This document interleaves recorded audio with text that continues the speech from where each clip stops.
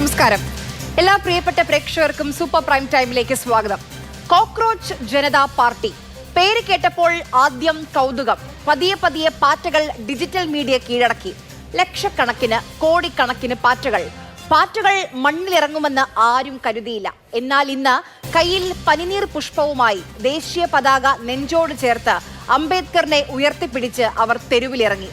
ബംഗ്ലാദേശ്, ശ്രീലങ്ക, നേപ്പാൾ അധികാരത്തെ പിടിച്ചുകുലുക്കിയ ജെൻസി വിപ്ലവങ്ങൾ കണ്ട മണ്ണ്. ഇന്ത്യയും ആ പാതയിലേക്കാണോ? വിദ്യാഭ്യാസ മന്ത്രിയുടെ രാജിയാണ് ആവശ്യം, ഇല്ലെങ്കിൽ ഇനിയും തെരുവിലേക്കെന്ന് ഉറപ്പിച്ചു പറയുന്നു. ഇന്നത്തെ തലമുറയുടെ ശബ്ദമാണോ CJP? റീലിൽ മാത്രം ഒതുങ്ങാതെ റിയൽ ലൈഫിൽ പ്രതിഷേധിക്കാൻ ഇറങ്ങുമ്പോൾ എന്ത് പ്രതീക്ഷിക്കണം? തല മുറിച്ചു മാറ്റിയാൽ ഒരാഴ്ച ജീവിക്കാൻ കഴിയുന്ന, വെള്ളമില്ലാതെ ഒരാഴ്ചയും ഭക്ഷണമില്ലാതെ ഒരു മാസവും ശ്വാസമെടുക്കാതെ 3/4 മണിക്കൂറും ജീവിക്കാൻ കഴിയുന്ന പാറ്റകൾ അധികാര കസേരകൾ പിടിച്ച് താഴെയിടുമോ? നമുക്കൊപ്പം അതിഥികളായി ഇന്ന് സൂപ്പർ പ്രൈം ടൈമിൽ CJPയുടെ ഔദ്യോഗിക വക്താവായ വിജേത ദഹിയ, KSU പ്രതിനിധിയായി ആൻ സെബാസ്റ്റ്യൻ, SFI പ്രതിനിധിയായി മുഹമ്മദ് സാദിഖ്, ആം ആദ്മി പാർട്ടിയിൽ നിന്ന് വിനോദ് മാത്യു വിൽസൺ, അതോടൊപ്പം രാഷ്ട്രീയ നിരീക്ഷകൻ ഷാബു പ്രസാദുമാണ് അതിഥികളായി ചേരുന്നത്. അപ്പോൾ ആദ്യം ഞാൻ വിജേത ദഹിയയിലേക്ക് പോവുകയാണ്. Thank you for joining us, Vijayda Dahiya. Today, India saw the cockroaches on the ground protesting, demanding the resignation of Central Education Minister, Mr. Dharmendra Pradhan. My first question to you is, what made you a cockroach? What made you join CJP? I joined the movement because they told me that, this movement, it is necessary for the youth. And, people felt that, Vijayta, you are a good communicator, you would be able to communicate things well.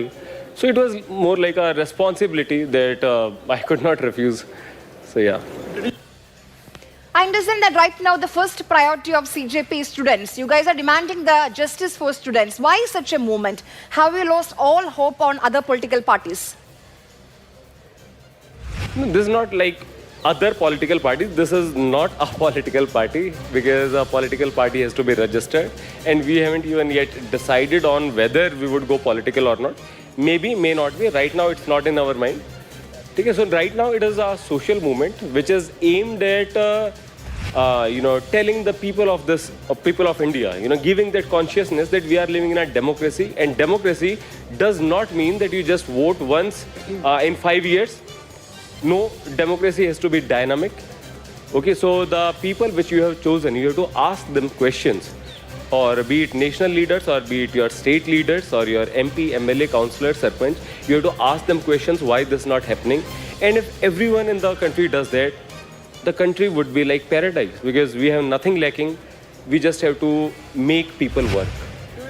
Now that you have shifted from digital space to ground reality, do you think the government, the central government, will hear your voice? I hope so, of course, because anything that we do, it comes with some hope. If there were no hope, we would not have been doing it. One last question, Vijayda. What are your demands at this moment? Dharmendra Pradhan must resign because so many paper leaks have happened. And if he continues as the education minister, there will still be paper leaks. Okay, the future of so many other youth, it will be spoiled because of him. Yes, thank you for joining us, Mr. Vijayda Dahiya. മറ്റതിഥികളിലേക്ക് പോവുകയാണ്. Shrimati an Sebastian, ഇന്ന് ജെൻസി തലമുറ എന്ന് നമ്മൾ പറയുന്ന ഇന്നത്തെ തലമുറയിലെ ആളുകളാണ് ഡൽഹിയിലെ കുറേ സമരങ്ങൾക്ക് വേദിയായ ജന്തർ മന്ദിറിൽ അണിനിരന്നത്. അവിടെ ആയിരങ്ങൾ എത്തിയില്ല, 10,000-ങ്ങളിൽ എത്തിയില്ല. ഈ വിപ്ലവം അല്ലെങ്കിൽ ഈ മൂവ്മെന്റ് പരാജയപ്പെട്ടു എന്നൊക്കെ ഒരു ഭാഗത്ത് നിന്ന് ശബ്ദമുയരുന്നുണ്ട്. പക്ഷെ മറുഭാഗത്ത് ഇന്നത്തെ തലമുറയുടെ ശബ്ദമായി മാറുകയാണോ CJP? അങ്ങനെയാണെങ്കിൽ രാജ്യത്തെ മുഖ്യധാര രാഷ്ട്രീയ പാർട്ടികൾക്ക് ഇവരുയർത്തുന്ന വിഷയങ്ങൾ ഉയർത്താൻ കഴിയാത്തത് കൊണ്ടാണോ ഇങ്ങനെയൊരു തരംഗം?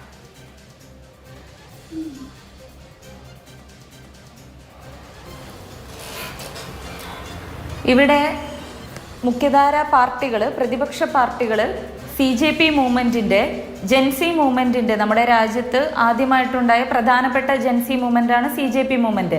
വളരെ പ്രതീക്ഷയോടും വളരെ പോസിറ്റീവായിട്ടാണ് കാണുന്നത്. നമുക്ക് ഇവിടെ പറയാനുള്ളത് ഈ ഒരു നിമിഷം വരെ അവരുന്നയിക്കുന്ന വിഷയങ്ങളിൽ കാര്യമായിട്ടുള്ള ഡെപ്തുള്ള അവരുടെ ആവശ്യങ്ങളിൽ ന്യായമുള്ളത് കൊണ്ട് തന്നെ അതിനെ സപ്പോർട്ട് ചെയ്യാനും നേരിട്ട് അവരോടൊപ്പം ഇറങ്ങണമെന്നില്ല. എന്നാൽ പോലും ഒരു പിന്തുണ ഇവിടുത്തെ ജനാധിപത്യ വിശ്വാസികളുടെയും പ്രതിപക്ഷ പാർട്ടികളുടെയും വിദ്യാർത്ഥി സംഘടനകളുടെയും ഒരു പിന്തുണ അവർക്കുണ്ട്. പക്ഷേ നമുക്ക് മുൻപ് അറിയാവുന്ന മുൻ ചരിത്രത്തിൽ ആം ആദ്മി പാർട്ടിയൊക്കെ വലിയ സമരങ്ങൾ, ഇത്രയും പോലും സോഷ്യൽ മീഡിയ സജീവമാവാത്ത ഒരു കാലഘട്ടത്തിൽ ഇന്ന് അണിനിരുന്നതിനേക്കാൾ എത്രയോ ശതമാനം, എത്രയോ മടങ്ങ് യുവാക്കളാണ് ആം ആദ്മിക്ക് വേണ്ടി ആ കാലഘട്ടത്തിൽ അന്നാസാര സമരം തുടങ്ങിയ കാലഘട്ടത്തിൽ ഡൽഹിയുടെ തെരുവോരങ്ങളിൽ ഇറങ്ങിയത്. പക്ഷേ അത് പിന്നീട് BJP വിരുദ്ധ വോട്ടുകളെ സ്പ്ലിറ്റ് ചെയ്യാൻ മാത്രമാണ് ഉപകാരപ്പെട്ടേ എന്ന് കാലം തെളിയിച്ചു. അതുകൊണ്ട് തന്നെ CJP പോലെയുള്ള മൂവ്മെന്റുകളെ അവരുടെ വിഷയങ്ങൾ, അവരേറ്റെടുക്കുന്ന വിഷയങ്ങളിൽ പ്രാധാന്യമുള്ളതുകൊണ്ടും അതിവിടുത്തെ ഓരോ വിദ്യാർത്ഥിയുടെ ജീവനെ വരെ ബാധിക്കുന്ന വിഷയങ്ങളാണ് അവർ ഏറ്റെടുത്തത്. വളരെ കറക്റ്റായ കാര്യമാണ്. ഇപ്പോൾ നിലവിൽ ഇപ്പം നമ്മൾ സംസാരിച്ചപ്പോഴും അദ്ദേഹം പറഞ്ഞ കാര്യമാണ്, ഞങ്ങൾ ഇപ്പോൾ നിലവിൽ രജിസ്റ്റർ ചെയ്യപ്പെട്ട ഒരു രാഷ്ട്രീയ പാർട്ടി അല്ല എന്ന് പറയുന്നുണ്ട്. ഔദ്യോഗിക വക്താവാണ് അദ്ദേഹം. അപ്പം അവരുടെ രാഷ്ട്രീയം ഇന്നിപ്പോൾ അവരെ ഏറ്റവും ആദ്യം ഉന്നയിക്കുന്നത് വിദ്യാർത്ഥികളുടെ ഭാവിയാണ്. ലക്ഷക്കണക്കിന് മിടുക്കരായ വിദ്യാർത്ഥികളുടെ ഭാവി തുലാസം നിൽക്കുമ്പോൾ അതിനുവേണ്ടി തെരുവിലിറങ്ങുന്നു. ഇന്നിപ്പം അവിടെ അണികൂടിയ, അവിടെ ഒത്തുചേർന്ന ആളുകളുടെ മുമ്പിലേക്കൊക്കെ മൈക്ക് വെക്കുമ്പോൾ ഞാൻ CJP അല്ല, പക്ഷേ അവരുടെ ആവശ്യം അത് നീതിയുള്ളതാണ്. എൻ്റെ മക്കൾ പഠിക്കുന്നു, എൻ്റെ സഹോദരി പഠിക്കുന്നു, എൻ്റെ സഹോദരന്മാർ പഠിക്കുന്നു എന്നാണ് പറയുന്നത്. അപ്പോൾ എൻ്റെ ചോദ്യം, ഇപ്പം കോൺഗ്രസ് ആണെങ്കിലും ഇടതുപക്ഷമാണെങ്കിലും BJP ആണെങ്കിലും ഇവരുയർത്തുന്ന ആ വിഷയത്തിലേക്ക് പ്രധാനപ്പെട്ട രാഷ്ട്രീയ പാർട്ടികൾ അവരെയൊക്കെ മറന്നുപോയോ? ഇന്ന് വിദ്യാർത്ഥികളെ മറന്നോ രാഷ്ട്രീയ പാർട്ടികൾ? അതുകൊണ്ടാണോ CJP ഉണ്ടാകുന്നത്? അല്ല, ഒരിക്കലുമല്ല. ഇത് അങ്ങനെ തെറ്റിദ്ധരിക്കേണ്ട ഒരു ആവശ്യമല്ല. നമ്മുടെ കോൺഗ്രസിന്റെ വിദ്യാർത്ഥി സംഘടന NSUI എത്രയോ ദിവസങ്ങളായിട്ടാണ് പട്പർ ബെഞ്ചിലെ CBSE ആസ്ഥാനത്ത് നിരന്തര സമരങ്ങൾ നടത്തിക്കൊണ്ടിരിക്കുകയാണ്. അതുപോലെ തന്നെ ഹൈക്കോടതിയിൽ, ഡൽഹി ഹൈക്കോടതിയിൽ പൊതു താൽപര്യ ഹർജി കൊടുക്കുകയും അതുമായി ബന്ധപ്പെട്ട ഫോളോ അപ്പുകൾ എല്ലാം NSUI എന്ന സംഘടന വളരെ ഒഫീഷ്യലായിട്ടാണ് ചെയ്യുന്നത്. പ്രതിപക്ഷ വിദ്യാർത്ഥി സംഘടനകളെല്ലാം തെരുവിലുണ്ട്. പക്ഷേ കുറേ കാലഘട്ടമായിട്ട്, കുറേ വർഷങ്ങളായിട്ട് നമ്മൾ കാണുന്നത് NSUIയുടെ സമരമായാലും യൂത്ത് കോൺഗ്രസിന്റെ സമരങ്ങളായാലും നാഷണൽ മീഡിയ എത്രമാത്രം അതിന് വിസിബിലിറ്റി കൊടുക്കുന്നു എന്നുള്ളത് മാത്രമാണ് ഇവിടുത്തെ ഒരു പ്രശ്നം. ഇത് പുതിയൊരു മൂവ്മെന്റ് ആയതുകൊണ്ടും വളരെ നിഷ്പക്ഷമായ വിദ്യാർത്ഥികളുടെ ഒഴുക്ക് ഇതിലുള്ളത് കൊണ്ടും നമുക്കിതിനൊരു കൗതുകവും പ്രാധാന്യവും ലഭിക്കുന്നു.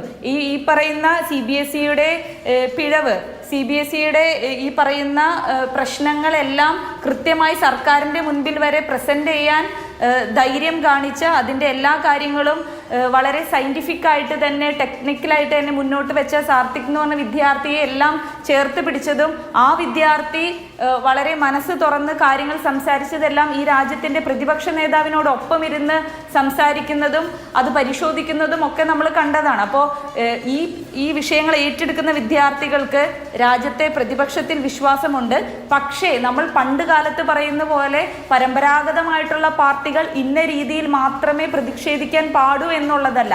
KSU NSUI പ്രസ്ഥാനങ്ങൾ ഇതിനെ കാണാൻ ആഗ്രഹിക്കുന്നത് ഒരു വലിയ വിഷയം ഉണ്ടായപ്പോൾ, വിദ്യാർത്ഥികളുടെ ജീവൻ വരെ നഷ്ടപ്പെടുന്ന വിഷയം ഉണ്ടായപ്പോൾ ഇത്രമാത്രം ഒരു നേരിട്ട് നമുക്ക് അഴിമതി കാണാൻ പറ്റും. ഇവിടെ ചോദിക്കുന്നത്, ഇവിടെ പലരും ന്യായീകരിക്കുന്നത് ഒരു നടക്കാൻ പാടില്ലാത്തൊരു കാര്യം നടന്നു, അതുകൊണ്ട് എന്തിനാണ് രാജിവെക്കേണ്ട മന്ത്രി, വിദ്യാഭ്യാസ മന്ത്രി ധർമ്മേന്ദ്ര പ്രതാപ് എന്തിന് രാജിവെക്കണം എന്നൊക്കെയാണ് ചോദിക്കുന്നത്. ഇത് വളരെ അപ്രതീക്ഷിതമായിട്ടുള്ള ഒരു കാര്യമല്ല. തെലങ്കാനയിൽ 2019-ലും 2023-ലും 23 വിദ്യാർത്ഥികളുടെ ജീവൻ നഷ്ടപ്പെടുത്തിയ ക്രമക്കേടിന് കാരണമായ ഗ്ലോബറീന എന്ന് പറയുന്ന അതേ കമ്പനി തന്നെയാണ് പേര് മാറ്റി കോൺടായിട്ട് വന്ന് ഈ CBSE പരീക്ഷ നടത്തുന്നതിനുള്ള അനുവാദം സർക്കാർ കൊടുത്തത്. അപ്പോൾ മറ്റ് സംസ്ഥാനങ്ങളിൽ കരിമ്പട്ടികയിൽപ്പെട്ട് വിദ്യാർത്ഥികൾ കൂട്ടമായി 23 കുട്ടികൾ ഒരു സ്റ്റേറ്റിൽ ആത്മഹത്യ ചെയ്തത് 2019-ലും 2023-ലും ഒരു മിനിറ്റ് ഉണ്ടെങ്കിൽ ഏതൊരു പൗരനും നമ്മൾ സെർച്ച് ചെയ്ത് കണ്ടുപിടിക്കാവുന്ന ഒരു കാര്യം CBSEയോ കേന്ദ്ര ഗവൺമെന്റോ കേന്ദ്ര വിദ്യാഭ്യാസ വകുപ്പിനോ കണ്ടുപിടിക്കാൻ പറ്റിയില്ല എന്ന് പറഞ്ഞാൽ നമുക്ക് വിശ്വസിക്കാൻ സാധിക്കില്ല. അപ്പോൾ ഈ വിദ്യാഭ്യാസ മന്ത്രിക്കും ധർമ്മേന്ദ്ര പ്രതാപനും മോദി സർക്കാരിനും കോംട് കമ്പനിയുമായിട്ടുള്ള അഴിമതിയുടെ കാരണമാണ് ഇത്രമാത്രം ക്രമക്കേട് നമ്മുടെ CBSE പരീക്ഷയിൽ സംഭവിച്ചതും അതുമായി ബന്ധപ്പെട്ട് വിദ്യാർത്ഥികളുടെ ജീവൻ നഷ്ടപ്പെട്ടതും. അതെല്ലാം പ്രതിപക്ഷ നേതാവായ രാഹുൽ ഗാന്ധിയും അദ്ദേഹത്തോടൊപ്പം മറ്റ് പ്രതിപക്ഷ സംഘടനകൾ, യുവജന വിദ്യാർത്ഥി സംഘടനകൾ ഏറ്റെടുക്കുന്നുണ്ട്. അത് ദേശീയ ശ്രീ മുഹമ്മദ് സാദിഖ്, ഇപ്പോൾ ഔദ്യോഗികമായി CJP ഇന്ന് തെരുവിലിറങ്ങി പ്രതിഷേധിക്കാൻ തീരുമാനിച്ചപ്പോൾ അതിനെ പിന്തുണയ്ക്കാൻ തീരുമാനിച്ച സംഘടനയാണ് SFI. എന്തുകൊണ്ടാണ് ഐക്യദാർഢ്യം?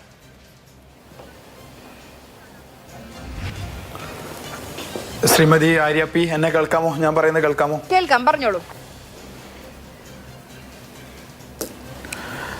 ഇന്ന് ഡൽഹിയിൽ അതിശക്തമായൊരു വിദ്യാർത്ഥി പ്രക്ഷോഭത്തിനാണ് കോക്രോച്ച് ജനതാ പാർട്ടി എന്ന സോഷ്യൽ മീഡിയ കൂട്ടായ്മയുടെ ആഭിമുഖ്യത്തിൽ നേതൃത്വം നൽകിയിട്ടുള്ളത്.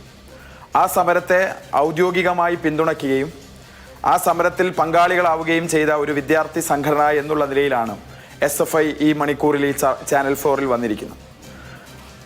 എന്തുകൊണ്ട് SFI കോക്രോച്ച് ജനതാ പാർട്ടിയെ പിന്തുണയ്ക്കുന്നു, അവരുടെ സമരത്തെ പിന്തുണയ്ക്കുന്നു എന്ന ചോദ്യത്തിന് വളരെ കൃത്യമായ ഉത്തരമാണ് SFIക്കുള്ളത്.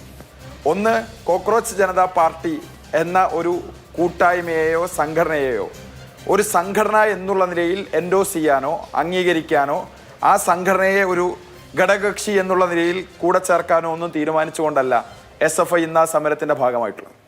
മറിച്ച് കോക്രോച്ച് ജനതാ പാർട്ടി എന്ന സോഷ്യൽ മീഡിയ കൂട്ടായ്മ ഉയർത്തിയ പ്രശ്നങ്ങൾ, വിഷയങ്ങൾ, അത് വിദ്യാഭ്യാസ മേഖലയിൽ ഇന്ന് രാജ്യം നേരിട്ടുകൊണ്ടിരിക്കുന്ന അതീവ ഗുരുതരമായ പ്രശ്നങ്ങളാണ്. ആ പ്രശ്നങ്ങളോടുള്ള വിഷയാധിഷ്ഠിതമായ SFIയുടെ ഐക്യദാർഢ്യമാണ് ഇന്നത്തെ സമരത്തിനുള്ള പിന്തുണയിലൂടെ ഞങ്ങൾ പ്രഖ്യാപിച്ചിട്ടുള്ളത്.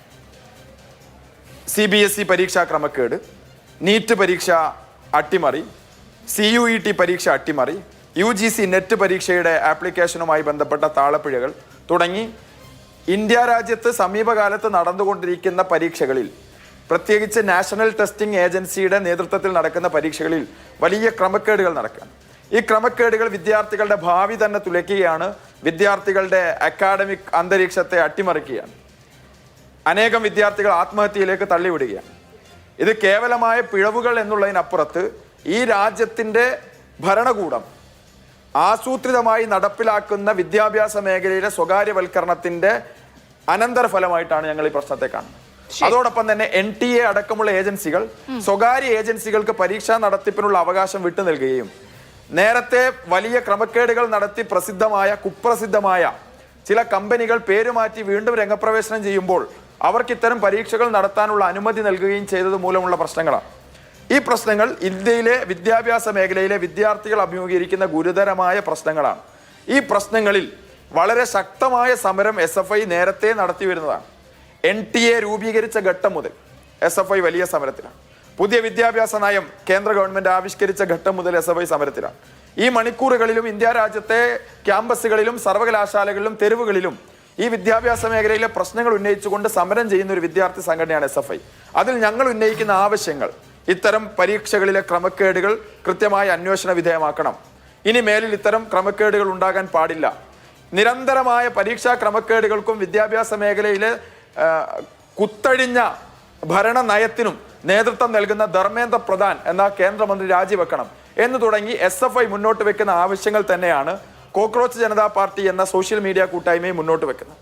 ഇന്ത്യ രാജ്യത്തെ വിദ്യാർത്ഥികൾ നേരിടുന്ന പ്രശ്നങ്ങൾക്ക് പരിഹാരം നൽകാൻ ഈ രാജ്യത്തെ ഭരണകൂടത്തിന് സാധ്യമല്ല എന്ന് തിരിച്ചറിയുമ്പോൾ ജീവിതത്തിൽ നിന്ന് രാഷ്ട്രീയത്തെ മാറ്റി നിർത്തുകയും രാഷ്ട്രീയത്തെ ഒരു വ്യവഹാര മണ്ഡലം എന്നുള്ള നിലയിൽ സമീപിക്കാതിരിക്കുകയും ചെയ്യുന്ന ഒരു തലമുറ, ഞങ്ങൾ രാഷ്ട്രീയത്തിൽ ഇടപെട്ടാലും ഇല്ലെങ്കിലും രാഷ്ട്രീയം ഞങ്ങളിൽ ഇടപെടുന്നുണ്ട് എന്നുള്ള തിരിച്ചറിവിന്റെ പുറത്താണ് അവരവരുടെ ക്ലാസ് മുറികളിലേക്കും പരീക്ഷാ മുറികളിലേക്കും അവരവരുടെ ജീവിതത്തിലേക്കും അതിഭീകരമാം വിധം കടന്നു വരുന്ന ഈ വിപത്തിനെതിരായ സമരത്തിന് രംഗപ്രവേശനം ചെയ്തിരിക്കുന്നത്. ആ സമരത്തിന് ഞങ്ങൾ ഐക്യദാർഢ്യം പ്രഖ്യാപിക്കുകയാണ്.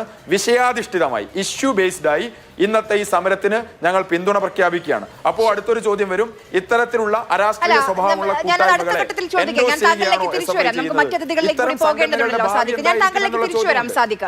ശ്രീ ഷാബു പ്രസാദ്, ചോദ്യത്തിന്റെ ഉത്തരം കൂടെ ഞങ്ങൾ വിശദീകരിക്കുകയാണ്. നേരത്തെ തന്നെ ലക്ഷക്കണക്കിന് കോടിക്കണക്കിന് ആളുകൾ ഈ സമൂഹ മാധ്യമങ്ങളിൽ ഈ CJPയെ ഫോളോ ചെയ്യുന്നുണ്ട്. പക്ഷെ അത്രയൊന്നും ജനങ്ങൾ ഇന്ന് ജന്തർ മന്ദറിലേക്ക് എത്തിയില്ല.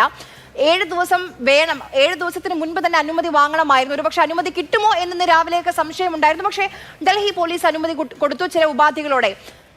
ഇന്നത്തെ ഈ പ്രതിഷേധം കാണുമ്പോൾ രാഷ്ട്രീയ നിരീക്ഷകരിൽ താങ്കൾക്ക് എന്ത് തോന്നുന്നു? ഈ പാർട്ടികളെ പേടിക്കേണ്ടതുണ്ടോ മറ്റ് രാഷ്ട്രീയ പാർട്ടികൾ, ഭരണകൂടം?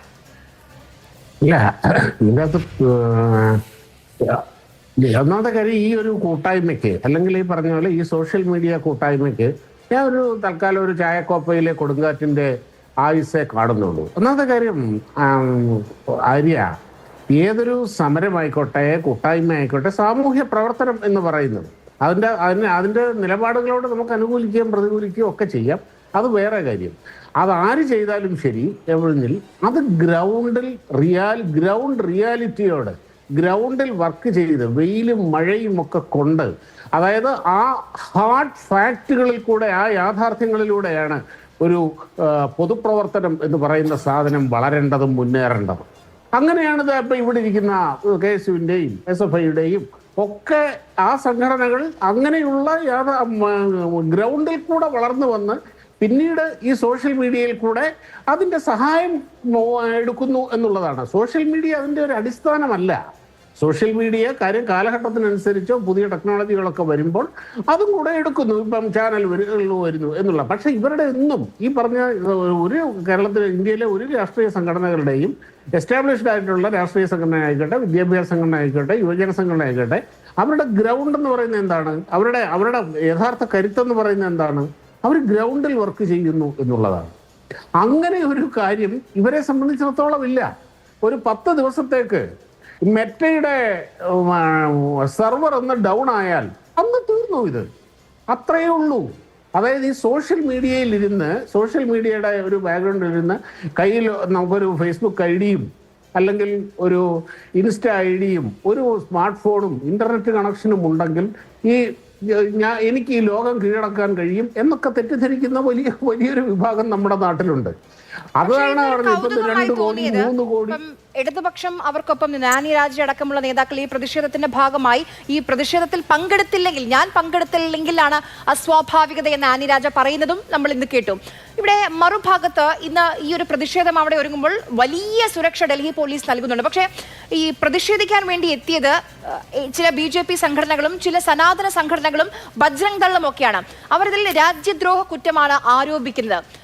ഇതിൽ ഈ കുട്ടികൾ ഇപ്പോൾ ഇവിടെ ഇന്നിപ്പം നമ്മൾ കാണുന്ന, ഇപ്പം നേരത്തെ SFI പ്രതിനിധി മുഹമ്മദ് സാദിഖ് പറഞ്ഞ പോലെ ഈ വിഷയത്തിലാണ് ഐക്യദാർഢ്യം. ഇന്ന് അവർ ഉയർത്തുന്ന വിഷയം അത് ലക്ഷക്കണക്കിന് വിദ്യാർത്ഥികളുടെ ഭാവിയാണ്. അതിൽ എവിടെയാണ് രാജ്യദ്രോഹ കുറ്റമുള്ളത്? ഒരു കാര്യം പറയാം. ഈ കോക്രോച്ചുകൾക്ക്, ഈ പാർട്ടികൾക്ക് സർക്കാരിനെതിരെ പ്രതിഷേധിക്കാനുള്ള അതേ അവകാശം ഇവർക്കെതിരെ പ്രതിഷേധിക്കാൻ മറ്റുള്ളവർക്കുമുണ്ട്. ഈ സംഘടനാ സ്വാതന്ത്ര്യം, പൗരസ്വാതന്ത്ര്യം എന്ന് പറയുന്നത് ഒരു വിഭാഗത്തിന് മാത്രമായിട്ടൊന്നും ഇവിടെ സംവരണം ചെയ്യപ്പെട്ടതല്ല. ആരോപണങ്ങൾ ഉന്നയിക്കാം, ആ ആരോപണങ്ങൾക്ക് ഗ്രൗണ്ട് ഉണ്ടായിരിക്കാം, ഇല്ലായിരിക്കാം. പക്ഷേ ഇവർക്ക് പ്രതിഷേധിക്കാനുണ്ടെങ്കിൽ ഇവരോട് പ്രതിഷേധിക്കാനുള്ള അവകാശമുള്ള സംഘടനകളും ഈ നാട്ടിലുണ്ട്. അപ്പോൾ അവർ പറയുന്ന ആരോപണം അത് ശരിയോ തെറ്റോ എന്നൊക്കെ ഉള്ളത് നമുക്ക് വേറെ ചർച്ച ചെയ്യാം. അത് ഈ നാട്ടിൽ നടക്കും. ഇതൊക്കെയല്ലേ നമ്മുടെ നാട്ടിൽ അങ്ങനെ. അല്ലാതെ അവർ പ്രതിഷേധിക്കട്ടെ, പക്ഷെ അവരോട് ആരും പ്രതിഷേധിക്കാൻ പാടില്ല, അവരെ വിമർശിക്കാൻ പാടില്ല എന്ന് പറയുന്നത് ഒരു ശരിയായ ജനാധിപത്യ രീതിയല്ലല്ലോ, ജനാധിപത്യ നിലപാടല്ലല്ലോ. എല്ലാം ഇവിടെ നടക്കട്ടെന്നേ. അല്ലെ, നമ്മുടെ ഇപ്പൊ 18 ലക്ഷത്തോളം കുട്ടികൾ എഴുതിയ പരീക്ഷകൾ അതൊക്കെയാണ് തുലാസിൽ നിൽക്കുന്നത്. അതിനെതിരെ പ്രതിഷേധിക്കാൻ വേണ്ടി തെരുവിലേക്ക് ഇറങ്ങുമ്പോൾ നിങ്ങൾ രാജ്യദ്രോഹികളാണ് എന്ന് പറഞ്ഞ് വിരൽ ചൂണ്ടേണ്ട ആവശ്യമുണ്ടോ? ഇല്ല, ഒരു കാര്യമുണ്ട്. ഇവിടെ നമ്മുടെ നാട്ടിൽ അങ്ങനെ കുറച്ച് ചരിത്രങ്ങളുണ്ട്. എന്താ വെച്ച് കഴിഞ്ഞാൽ ഇതങ്ങനെയാണെന്നല്ല പറഞ്ഞത്. ഇപ്പം ഇവിടെ കുറച്ച് നാൾ മുമ്പ് നടന്ന പൗരത്വ വിഷയത്തിൽ നടന്ന സമരം നമ്മൾ കണ്ടതാണ്. ആ വിഷയം നമ്മൾ കർഷക സമരം കണ്ടതാണ്. ആ കാര്യങ്ങളിലൊക്കെ ഒരുപാട് രാജ്യത്തിൻ്റെ ശത്രുക്കൾ, രാജ്യത്തിനകത്തും പുറത്തുമുള്ള, പ്രത്യേകിച്ച് പുറത്തു നിന്നുള്ള രാജ്യവിരുദ്ധ ശക്തികളുടെ സ്പോൺസർഷിപ്പ് കാര്യങ്ങളൊക്കെ അതിൻ്റെ അകത്ത് കണ്ടതാണ്. പ്രത്യക്ഷത്തിൽ അവരുടെ മുദ്രാവാക്യവും ഇതൊക്കെ നിന്ന് കഴിഞ്ഞാൽ നമുക്ക് സ്വീകാര്യമെന്ന് തോന്നുമെങ്കിലും ഇങ്ങനെയുള്ള ഒരു ചരിത്രം നമ്മുടെ നാട്ടിൽ സമീപകാലത്തുണ്ട്. അപ്പോൾ ഈ രീതിയിൽ വരുന്ന സമരത്തിനോട് ചിലപ്പം ഇത്തിരി സംശയ ദൃഷ്ടിയോടുകൂടി മറ്റുള്ളവർ ആരെങ്കിലും നോക്കിയെന്നിരിക്കും. അങ്ങനെ നോക്കാനും അങ്ങനെ നിലപാടെടുക്കാനും ഈ നാട്ടിൽ അവകാശമുണ്ടെന്നേ. ഈ പറഞ്ഞ പോലെ ധർമ്മേന്ദ്ര പ്രധാൻ രാജിവെക്കണം, നരേന്ദ്രമോദി രാജിവെക്കണം, അല്ലെങ്കിൽ ഇവിടെ ഭീകരമായ മതഭീകരതയാണ് നടപാടിക്കൊണ്ടിരിക്കുന്നത്, ഹിന്ദുത്വ ഭീകരതയാണ് നടപാടിക്കൊണ്ടിരിക്കുന്നത് എന്ന നിലപാട് സ്വീകരിക്കാനും അത് മുദ്രാവാക്യം വിളിക്കാനും അതിനെ പ്രക്ഷോഭങ്ങൾ നയിക്കാനും ഇവർക്കുള്ള അതേ സ്വാതന്ത്ര്യം അതിനെതിരെ ശബ്ദിക്കാൻ മറ്റുള്ളവർക്കുമുണ്ട്. അതാണ് ഞാൻ പറഞ്ഞത്, നിലപാട് സ്വീകരിക്കുക എന്ന് പറയുന്നത് ഒരു കൂട്ടരുടെ മാത്രം അവകാശമല്ല ആര്യ. അപ്പോ അതുണ്ടാകും, അതിനെ നേരിടേണ്ടി വരും. ഇതൊക്കെ കണ്ടറിഞ്ഞുകൊണ്ട് വേണം ഇതുപോലുള്ള പരിപാടികൾക്ക് പോകാൻ. അല്ലാതെ അയ്യോ ഞങ്ങൾ വളരെ ഉദാത്തമായ സങ്കല്പങ്ങളും ആദർശങ്ങളും യഥാർത്ഥ മാനവിക പ്രശ്നങ്ങളുമായി ഇറങ്ങുന്നു, ഞങ്ങളെ വിമർശിക്കാനും അല്ലെങ്കിൽ ഞങ്ങളെ അങ്ങനെ പറയാനും വേറെ ആർക്കും അവകാശമില്ല എന്ന് പറഞ്ഞാൽ അവർക്ക് നടക്കുന്ന കാര്യമാണോ നമ്മുടെ? ശ്രീ വിനോദ് മാത്യു വിൽസൺ, ഇതുപോലെ ഒരു സോഷ്യൽ മൂവ്മെന്റ് ആയിരുന്നു തുടക്കത്തിൽ ആം ആദ്മി പാർട്ടി. ഒരുപക്ഷെ രാജ്യം ഇതിനു മുൻപ് കണ്ട ഏറ്റവും വലിയ പ്രതിഷേധ കൂട്ടായ്മയാണ്. അത് പിന്നീട് ഒരു രാഷ്ട്രീയ പാർട്ടിയായി സംസ്ഥാനങ്ങൾ ഭരിക്കുന്ന പാർട്ടിയായി മാറി. ജനാധിപത്യ പ്രക്രിയയുടെ ഭാഗമായി ആം ആദ്മി പാർട്ടി വളർന്നു. അതുപോലെ വളരാനുള്ള കെൽപ്പും ശേഷിയും CJPക്കുണ്ടോ? അല്ല, അത് CJPയുടെ ഒരു പ്രതിനിധിയാണ് അത് പറയേണ്ടത്. ഞാനത് പറയുന്നതിന് ഒരു ചെറിയ കാര്യം പറഞ്ഞോട്ടെ. ആൻ സെബാസ്റ്റ്യൻ പറഞ്ഞു പോയ വാക്കുകൾക്കിടയിൽ അദ്ദേഹം ഒരു കാര്യം സാന്ദർഭികവശാലോ അറിഞ്ഞുകൊണ്ടോ പറഞ്ഞു, ആം ആദ്മി പാർട്ടി ഇതുപോലെ വന്നതാണ്, പിന്നീട് എന്ത് സംഭവിച്ചു, BJPക്ക് വോട്ട് കൊടുക്കുന്ന പാർട്ടിയായി മാറി എന്ന് പറഞ്ഞു. ഒരു ഫ്ലോറിൽ എൻ്റെ മറുപടി പറഞ്ഞുകൊണ്ട് ആൻ സെബാസ്റ്റ്യനെ വളരെ ബഹുമാനമുള്ളൊരു വ്യക്തി കൂടിയാണ് ഞാൻ. അങ്ങനെയാണെങ്കിൽ TVK എന്ന് പറയുന്ന രാഷ്ട്രീയ പാർട്ടി തമിഴ്നാട്ടിൽ വന്നു, രാഹുൽ ഗാന്ധി അങ്ങോട്ട് പോയി അദ്ദേഹത്തെ സ്വീകരിച്ചു. അപ്പോൾ എന്തുകൊണ്ട് BJPയെ തോൽപ്പിച്ച ആം ആദ്മി പാർട്ടി തകർന്നു പോകണമെന്ന് കോൺഗ്രസ്സുകാർ വിചാരിക്കുന്നു എന്നുള്ളതിന് മാത്രം മറുപടി പറഞ്ഞാൽ മതി, അത് പിന്നീട് പറഞ്ഞാൽ മതി. ഇനി ആര് ചോദിച്ചതിൻ്റെ ഉത്തരത്തിലേക്ക് വരാം. അറിയാം, ഇവിടുത്തെ ഏറ്റവും വലിയ പ്രശ്നത്തിന് ഈ ഫ്ലോറിൽ എന്ന് മാത്രമല്ല, ഞാൻ ഈ ചർച്ചകൾ കഴിഞ്ഞ കുറേ നാളുകളായി കാണുമ്പോൾ പോലും ഒരു വലതുപക്ഷ നിരീക്ഷകനോ അല്ലെങ്കിൽ ഒരു BJP പ്രതിനിധിയോ ഈ മാധ്യമപ്രവർത്തകർ ചോദിക്കുന്ന ഒരു പ്രധാനപ്പെട്ട ചോദ്യത്തിന് ഇതുവരെ ഉത്തരം പറഞ്ഞിട്ടില്ല. നോക്കൂ, ഈ ഫ്ലോർ കുറച്ച് മുമ്പ് സംസാരിച്ച BJPയുടെ അനുഭാവമുണ്ട് എന്ന് പറയുന്ന അദ്ദേഹം പറയുന്നത് മുഴുവൻ മെറ്റ തകർന്നു പോയാൽ തകരും. ഇവരാദ്യം എന്താ പറഞ്ഞത്? ആദ്യം പറഞ്ഞത് ഇവർ വിദേശ ഫണ്ട് വാങ്ങുന്നവരാണ്, രാജ്യദ്രോഹികളാണ്, രാജ്യത്തിൻ്റെ പുറത്തുള്ളവർ ചേർന്നാണ് നടത്തുന്നതെന്ന് പറഞ്ഞു. ഇന്ന് അവിടെ അതേ രാജ്യദ്രോഹികളെന്ന് പറഞ്ഞവർക്ക് ഇവരുടെ പോലീസ് അങ്ങോട്ട് പോയി അനുമതി കൊടുത്തു. തടയാമായിരുന്നില്ലേ? തടഞ്ഞില്ലല്ലോ. എന്താണ്? തടഞ്ഞാൽ ഇതിനേക്കാളും കൂടുതൽ ചെറുപ്പക്കാർ വരുന്ന ഭയം കൊണ്ടാണ്. ഇപ്പം പറയുന്നു ആ നരേഷനൊക്കെ പോയി, വിദേശ ഫണ്ടെന്നും തീവ്രവാദികളൊന്നും ഇപ്പം പറയുന്നില്ല. ഇപ്പം പറയുന്നതാണ് മെറ്റ ഇല്ലാതായി കഴിഞ്ഞ് ഇതൊക്കെ തീർന്നു പോകും. എൻ്റെ ഷാബു സാറേ, പൊളിറ്റിക്സിൻ്റെ ലാൻഡ്സ്കേപ്പ് തന്നെ മാറി. അത് മനസ്സിലാക്കി രാഷ്ട്രീയത്തിൽ വരിക എന്നുള്ള ഏറ്റവും പ്രധാനപ്പെട്ട കാര്യം. കാരണം പ്രതിപക്ഷ പാർട്ടികളുടെ സ്പേസാണ് ഇവരൊക്കെ എടുക്കുന്നത്. നിങ്ങളും ഒരു കാലത്ത് പ്രതിപക്ഷമാകുമ്പോൾ ഇത്തരത്തിൽ മൂവ്മെൻറ്റ് വരുമ്പോൾ അതിനെ ഭംഗിയോടെ കൂടി കാണുക എന്ന് പറഞ്ഞ ജനാധിപത്യത്തിന് മര്യാദ. ഇനി മാരെ ചോദിച്ച ചോദ്യത്തിൽ ഒരു പ്രധാനപ്പെട്ട കാര്യം ഞാനത് പറയേണ്ടതായിട്ടുള്ളൂ, ഒരുപക്ഷെ എനിക്കിനി കൂടുതൽ സമയം കിട്ടുമെന്നും അറിയില്ല. എന്താണ് ഇവിടുത്തെ പ്രശ്നം? നീറ്റ് എന്ന് പറയുന്നത് ഇവിടെ തൊട്ടും സൂചിപ്പിച്ച ഒരു സ്ഥാപനമല്ല. നീറ്റ് എന്ന് പറയുന്നത് ഒരു പ്രവേശന പരീക്ഷയാണ്. അതായത് national eligibility come entrance test എന്ന് പറയുന്ന മെഡിക്കൽ കോഴ്സുകളിലേക്കുള്ള പ്രവേശന പരീക്ഷയാണ്. അത് നടത്തുന്നത് നാഷണൽ ടെസ്റ്റിംഗ് ഏജൻസി എന്ന് പറയുന്ന ഒരു സ്വതന്ത്ര ഏജൻസിയാണ്. അവിടെ വരെ BJPക്കാർ പറയുന്ന കാര്യം ഞാൻ അംഗീകരിക്കുന്നു. പക്ഷേ അതിന് ശേഷമുള്ള ഫാക്റ്റ് ഇവർ പറയുന്നില്ല. ഇത് സ്വതന്ത്ര ഏജൻസിയാണ്, അവർ ചെയ്ത കുറ്റങ്ങൾക്ക് പ്രധാനമന്ത്രി എന്തു പിഴച്ചു, അതിന് വിദ്യാഭ്യാസ മന്ത്രി എന്തു പിഴച്ചു എന്ന് പറയുന്ന ആ ന്യായത്തിന് ഒരു മറുചോദ്യമുണ്ട്.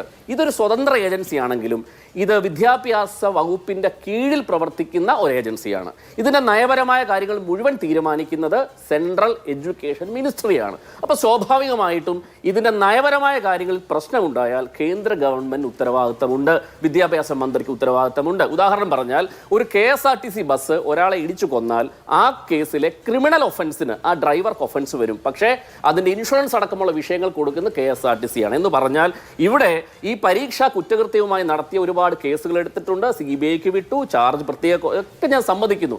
പക്ഷേ അവിടുത്തെ പ്രശ്നം അത് ക്രിമിനൽ കേസിൻ്റെ പ്രശ്നമാണ്. ഇവിടുത്തെ ഭരണപരമായ പ്രശ്നത്തിന് ഈ നാളിതുവരെ BJPയുടെ ഒരാൾ പോലും കൃത്യമായ ഉത്തരം പറഞ്ഞിട്ടില്ല. ഈ പിള്ളേർ സമരം ചെയ്യുന്ന ഒരു പേപ്പർ പരീക്ഷാ സമരമല്ല ഇത്. കോടിക്കണക്കിന് വിദ്യാർത്ഥികൾ പരീക്ഷ എഴുതിയിട്ട് പറയുകയാണ്, ഞങ്ങളുടെ കഴിവിനനുസരിച്ചാണോ ഞങ്ങൾക്ക് മാർക്ക് കിട്ടുന്നത്, അതല്ലെങ്കിൽ മറ്റാരുടെയും ക്രമക്കേടിൻ്റെ ഭാഗമായിട്ടാണോ ഞങ്ങളുടെ ഭാവി തീരുമാനിക്കുന്നതെന്ന് പറയുന്ന വലിയ വിശ്വാസ്യതയുടെ വിഷയമാണ് ചർച്ച ചെയ്യുന്നത്. അപ്പോൾ ആ വിശ്വാസം ഉറപ്പിക്കാൻ എന്ത് ചെയ്യണം? ഒറ്റ ചോദ്യമേ ഉള്ളൂ. ഈ നാളിതുവരെ ഇവർ കേസ് CBIക്ക് വിട്ടു, FIR ഇട്ടു എന്നൊക്കെ പറയുന്ന ഒറ്റ ചോദ്യമേ ഉള്ളൂ. നാളിതുവരെ ഈ പരീക്ഷാ ക്രമക്കേടുമായി ബന്ധപ്പെട്ട സ്ഥാപനങ്ങളെ ബ്ലാക്ക് ലിസ്റ്റ് ചെയ്തിട്ടുണ്ടോ? ആ ബ്ലാക്ക് ലിസ്റ്റ് ചെയ്ത സ്ഥാപനങ്ങൾ കേന്ദ്ര ഗവൺമെന്റ് അതിന്റെ പട്ടിക പുറത്തുവിട്ടിട്ടുണ്ടോ? സുതാര്യമായ ഈ വിശ്വാസം സംരക്ഷിക്കാൻ വേണ്ട നടപടികൾ, ഏറ്റവും പ്രധാനപ്പെട്ട നടപടി എന്താണ്? ഇതുമായി ബന്ധപ്പെട്ട കേസുകൾ വളരെ വേഗത്തിൽ അന്വേഷിച്ച് ചാർജ് കൊടുത്ത് വിചാരണ തുടങ്ങുമോ? ഈ പരീക്ഷാ പേപ്പർ തയ്യാറാക്കുന്ന സമയം മുതൽ ഇത് കേന്ദ്രത്തിലെത്തുന്ന സമയം വരെ ഒരു സ്വതന്ത്ര ഓഡിറ്റിങ്ങിന് വിധേയമാക്കുമോ? ഇങ്ങനെയുള്ള തന്ത്രപ്രധാനമായ ഒരു ചോദ്യങ്ങൾക്കും നാളിതുവരെ BJP ഉത്തരം പറഞ്ഞിട്ടില്ല. അപ്പോൾ നോക്കൂ, ഞാൻ ഒന്നുകൂടെ ആവർത്തിച്ച് പറയുന്നു, ഒരു പ്രശ്നമുണ്ടാകും, കേസ് കൊടുത്തിട്ടുണ്ട്, ഞങ്ങൾ അത് ചെയ്യുന്നുണ്ട്, ഇത് ചെയ്യുന്നു. അപ്പുറത്തേക്ക് ഈ നാട്ടിലെ പിള്ളേരുടെ, ഇപ്പൊ എന്തായാലും ഇതിനകത്ത് ഇനി വേറൊന്നും ചെയ്യാനില്ല, പേപ്പർ ചോർന്നു. പക്ഷെ ആ പേപ്പർ ചോർന്നെങ്കിൽ ഇനി ഭാവിയിൽ എഴുതാൻ പോകുന്നതിൽ ആര് തന്നെ പറഞ്ഞാലും 18 ലക്ഷം വിദ്യാർത്ഥികൾ, അപ്പൊ കോടിക്കണക്കിന് വിദ്യാർത്ഥികളുള്ള ഈ രാജ്യത്ത് 10-22 ലക്ഷം പേര് എഴുതുന്ന പരീക്ഷ ഇനിയും ഭാവിയിൽ എഴുതാൻ പോകുന്നവർ തീരുമാനിക്കണം, ഞാൻ ഈ പരീക്ഷ എഴുതാൻ പോകുമ്പോൾ ഇതിന് വിശ്വാസ്യതയുണ്ടോ? ആ വിശ്വാസ്യതയുടെ ഭാഗമായിട്ടാണ് കേന്ദ്ര ഗവൺമെന്റ് നയപരമായ തീരുമാനം എടുക്കുന്ന വിദ്യാഭ്യാസ മന്ത്രി രാജിവെക്കണമെന്ന് പറയുന്നത്. ഇനി ഒരു കാര്യം പറഞ്ഞുകൊണ്ട് അവസാനിപ്പിക്കാം. ഇതൊരു വിദ്യാഭ്യാസ മന്ത്രി എന്തിനാ രാജിവെക്കുന്നത്? ഇവരും അത് മാത്രം പറയുന്നത്. മറ്റെന്തെങ്കിലും പറഞ്ഞാൽ ഇവർ പൊളിറ്റിക്സ് പറയും. നോക്കൂ, എത്ര ഭംഗിയായിട്ടാണ് ചെറുപ്പക്കാർ രാഷ്ട്രീയം പറയുന്നത്. അവർ മറ്റൊരു വിഷയവും പറയുന്നില്ല. അവരെ പ്രധാനമന്ത്രിക്കെതിരെ മുദ്രാവാക്യം വിളിക്കുന്നില്ല. അവർ കേന്ദ്ര ഗവൺമെന്റ് ഫാസിനെതിരെ സംസാരിക്കുന്നില്ല. അവർ കേന്ദ്ര ഗവൺമെന്റ് വർഗീയതയ്ക്കെതിരെ സംസാരിക്കുന്നില്ല. അവർ ഒറ്റ കാര്യം മാത്രമേ പറയുന്നുള്ളൂ, ലക്ഷക്കണക്കിന് ചെറുപ്പക്കാരെ പരീക്ഷ എഴുതിയ വിഷയത്തിൽ ഈ വിദ്യാഭ്യാസ മന്ത്രി രാജിവെക്കണം. ഒറ്റ മുദ്രാവാക്യം. മറ്റെന്തെങ്കിലും പറഞ്ഞാൽ ഇവര് രാജ്യദ്രോഹികളാണെന്ന് പറയും. അപ്പൊ ആ വിഷയത്തിന് ഈ നിമിഷം വരെ ഈ ഈ പ്രസാദ് അടക്കമുള്ള മനുഷ്യർ ഒരു കൃത്യമായ ഉത്തരം പറഞ്ഞെങ്കിൽ ആ ഉത്തരം കേട്ട് തൃപ്തിപ്പെടാൻ ഞാൻ തയ്യാറാണ്. ഈ നാട്ടിൽ ഈ സമരത്തെ വീക്ഷിക്കുന്ന എല്ലാവരും തയ്യാറാണെന്ന് മാത്രമാണ് ആദ്യ ഘട്ടത്തിൽ എനിക്ക് പറയാനുള്ളത്. ശരി, അതിഥികളിലേക്ക് ഞാൻ ചെറിയൊരു ഇടവേള എടുത്ത് വളരെ പെട്ടെന്ന് തിരിച്ചു വരാം. ചർച്ചയിലേക്ക് തിരികെ സ്വാഗതം. ശ്രീമതി ആൻ സെബാസ്റ്റ്യൻ, നേരത്തെ ശ്രീ ഷാബു പ്രസാദ് ചൂണ്ടിക്കാണിച്ചൊരു കാര്യമുണ്ട്, 10 ദിവസം മെറ്റ പൂട്ടിപ്പോയാൽ CJP ഒക്കെ താനെ ഇല്ലാതായിക്കോളുമെന്ന്. അങ്ങനെയുള്ളൊരു പ്രതിഷേധമാണോ ഇപ്പോൾ നമ്മൾ ഈ കാണുന്നത്? ഇപ്പോൾ ഇന്ന് ഇവിടേക്ക് ബോസ്റ്റണിൽ നിന്ന് ഡൽഹിയിലേക്ക് കാലുകുത്തുമ്പോൾ CJP അവിടെ ഈ പ്രതിഷേധിക്കാൻ വരുന്നവരോട് പറഞ്ഞിരിക്കുന്ന ഒരു കാര്യം, നിങ്ങൾ എത്തുമ്പോൾ നിങ്ങളൊരു സെൽഫി എടുത്ത് അല്ലെങ്കിൽ നിങ്ങൾ ഇതിന്റെ ഭാഗമാണ് എന്ന് അറിയിക്കൂ സമൂഹ മാധ്യമങ്ങളിലൂടെ എന്നുള്ളതാണ്. അത് മാറുന്ന കാലഘട്ടത്തിന്റെ മാറുന്ന പ്രതിഷേധ മാതൃകയാകാം. പക്ഷേ ഈ പറഞ്ഞതുപോലെ ഒരു ദിവസം ഫേസ്ബുക്ക് ഇല്ലെങ്കിൽ, ഒരു ദിവസം ഇൻസ്റ്റഗ്രാം ഇല്ലെങ്കിൽ, ഒരു ദിവസം X ഇല്ലെങ്കിൽ എങ്ങനെ ഈ പ്രതിഷേധ രീതികൾ മുന്നോട്ട് പോകും?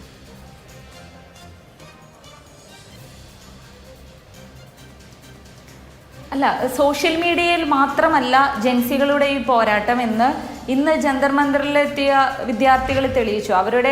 അവിടെ വന്ന് പ്രതിഷേധിച്ചവരുടെ അല്ലെങ്കിൽ മുൻനിരയിൽ വിസിബിളായി നിന്നവരുടെ എണ്ണത്തിലുള്ള കൂടുതലും കുറവും എന്നതിനപ്പുറം അവർ ഇവിടെ വന്ന് പോലീസ് പെർമിഷൻ എടുക്കാനും ഒരു ഡേറ്റ് അനൗൺസ് ചെയ്യാനും ആ ദിവസം ഒരു ജോഗ്രഫിക്കൽ ലൊക്കേഷനിൽ എല്ലാവരും വന്ന് കൂടാനുമുള്ള ഒരു എഫേർട്ട് അവരെടുത്തിട്ടുണ്ട്.